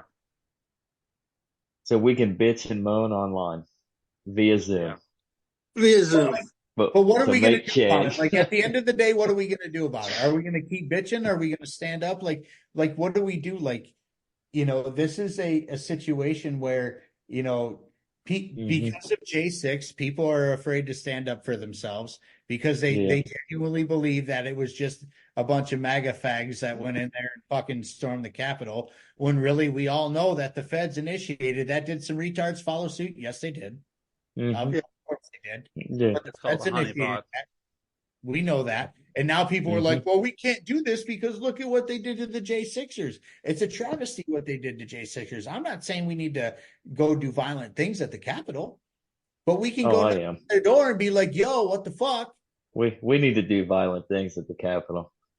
Oh, God. No. Feds are going to your Severe. house. I didn't say it. Right. No. Oh man. Edit that out. I'm talking old Emma Goldman bombs and dynamite, and we're talking old Emma Goldman before she got tamed after she got deported to Russia. Damn. Woo. Crazy stuff. Wow. Let's go. So we're in They're probably tomorrow. Luckily, Yeah, I'll be in Columbus, door. That's okay. but banging on the door. Oh, they're coming to all our houses. Oh, my God. But Hey. it comes Just down kidding. to nullification, right? I mean, it's still a matter of nullifying this nonsense and Yes. nullifying bad governance. Yeah, if enough people resist, then it'll just say no. If there's enough non-compliance, it's going to be risky. I think to your point, I think there's going to be times and places it's going to be very, very risky. But peaceful non-compliance is a powerful thing. You can nullify and just simply ignore this stuff. I mean, it's like you don't have that authority, you don't have that right, and let it play out where it may. It might get ugly for some people in some places. It might get ugly for us. I don't know. But the point is that we just simply don't follow. We just simply don't obey. I think that's the lesson of the COVID nightmare and all that. Yeah. That nonsense. Just don't go along with it. And if you have to get beat up over it, then so be it. But for the most part, it keeps coming back to just different layers and different levels of non-compliance and nullification. I can tell you, again, to go back to Huntington Beach, California as an example, I mean, the city passed an ordinance that made lockdowns illegal, that made vaccine mandates and mask mandates illegal. Like you cannot you'll be violating a city ordinance if you if you comply with a lockdown. You'll be violating a city ordinance if you put a vaccine mandate in any Huntington Beach business or require masks or anything. It's all now illegal in the city of Huntington Beach. So, obviously, if there is conceivably a ban that Governor Newsom wants to put on so-called assault weapons or whatever he thinks is the thing to do, which he threatens that all the time. Huntington Beach will just pass an ordinance that says no. That we're not going to do that. We're going to actually ban that infringement from happening in Huntington Beach, at least with the majority city council that they have. So there's precedent for non-compliance. There's precedent for nullification. So I'm kind of still hoping for more and more of that to be duplicated. Yeah, it's all about getting the right people in the right chairs in your local place, though. Yes. Well, yeah, and that's where the last episode that me and Andrew did with Rachel Sunshine. That's one thing that she actually explained was, we're anarchists here, but nothing wrong with jumping into the political sphere and operating in that system in order to be able to destroy it. Pretty much. It's legit. It's a form of self-defense against the state, right? I mean, you engage statist systems as a form of self-defense. I mean, I've always looked at voting as a form of self-defense. That's all I look at it. And I'm voting libertarian every year since 1990. Well, actually, since 1988, since I was first able to vote. But the point is it's not because I endorse the system. It's because I consider it a form of self-defense against the system. It's like I'm not. This is me not complying with you. Is what it is. And the same goes for engaging. I think at the local level, a form of self-defense. If in fact, it's maybe the only justifiable reason is to defend against larger bodies of government, right? So you join the small government, your local government, to defend against the larger government. So on the first Tuesday of May, I should go to my local polling station and just vote right in Harambe, Harambe, Harambe. What's going on in May where you're at? I keep telling Zach he needs to run for governor. Or mayor. Sorry, mayor. I should. Or even city council. I mean, I was talking to a guy that you might know as Yuri Bezimov's ghost on X. Oh yeah, I love Yuri. Yuri. I love following that. Yeah, I highly recommend you follow him if you get a chance.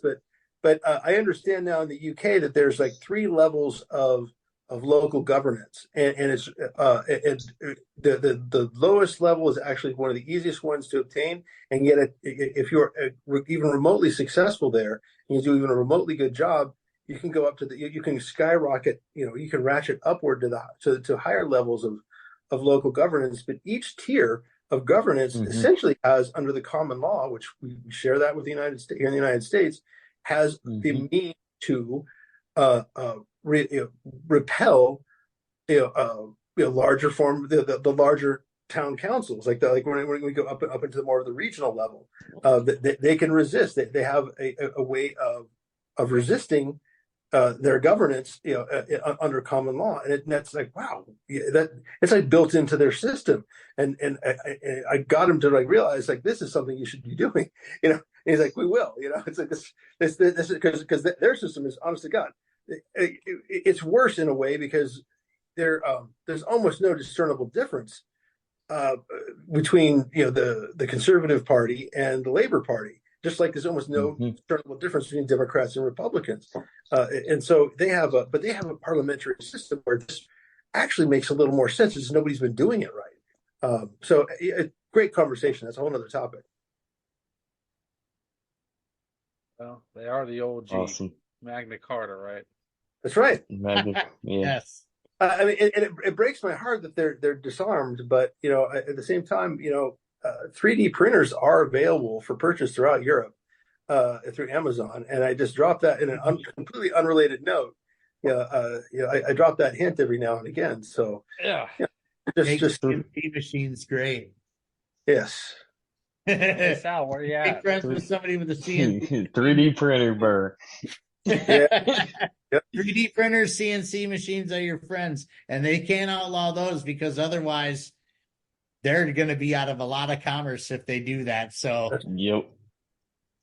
And like I said, completely unrelated note. Shout out to Sal. It's like I drop that hint to my European libertarian friends every now and again. That's all. European friends, follow Sal Mayweather and he can hook you up too. Yes, that's true. Oh, that's where Sal's at? I didn't know that. He's in Florida, if I remember correctly. Well, he's in Florida, but okay. Yeah, he's the original Florida man. But hookups, Sally. Yeah. Okay. So. Well, hell yeah. Right. Good stuff though, guys. I mean, let's go ahead and wrap it up right here, because almost 3 hours. It's getting late, and it's been 3 hours, so I don't want to take up all your night. And we can do this again though, so we'll definitely have to do this again. We're gonna have to get Infinite Trail on this time. Yeah, next time we'll get Infinite. We'll get Tim back. We'll have a party next time.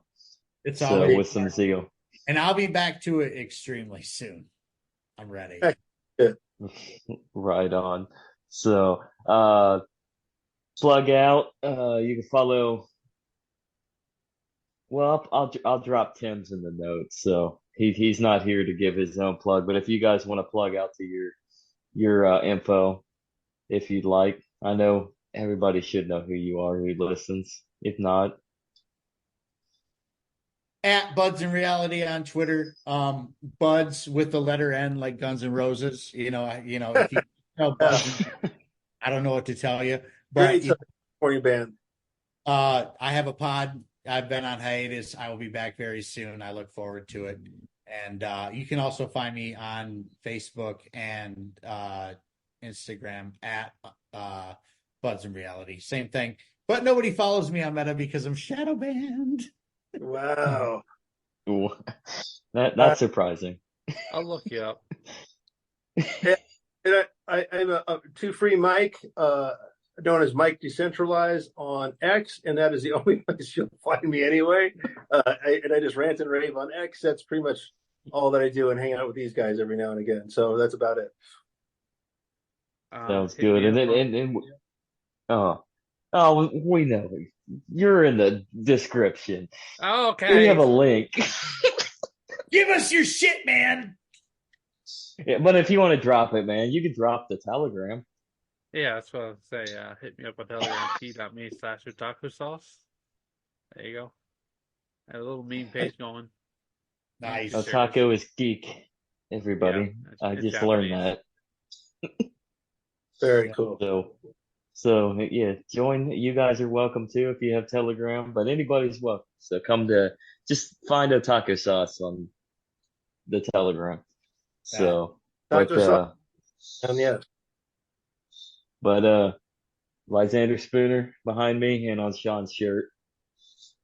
This is the Legacy, right? Thank you guys for a He's there, but fantastic. it's all faded out. I'm wearing it too. There's a faded one right there. Yeah. Thank you guys again for jumping on and doing this with us. This was a lot of fun. We were supposed to do this like a month to be able to do it. So, but I am the legacy of Jennifer and Kaiser, Zachary Kaiser, Andrew Joseph, BudsnReality, Mike Decentralized. Free Solution was on, and then he had the dip. Old man. Yeah. Peace. Peace. Thanks for Good night. watching. Good guys. All right. Take care, everyone. Peace. Bye.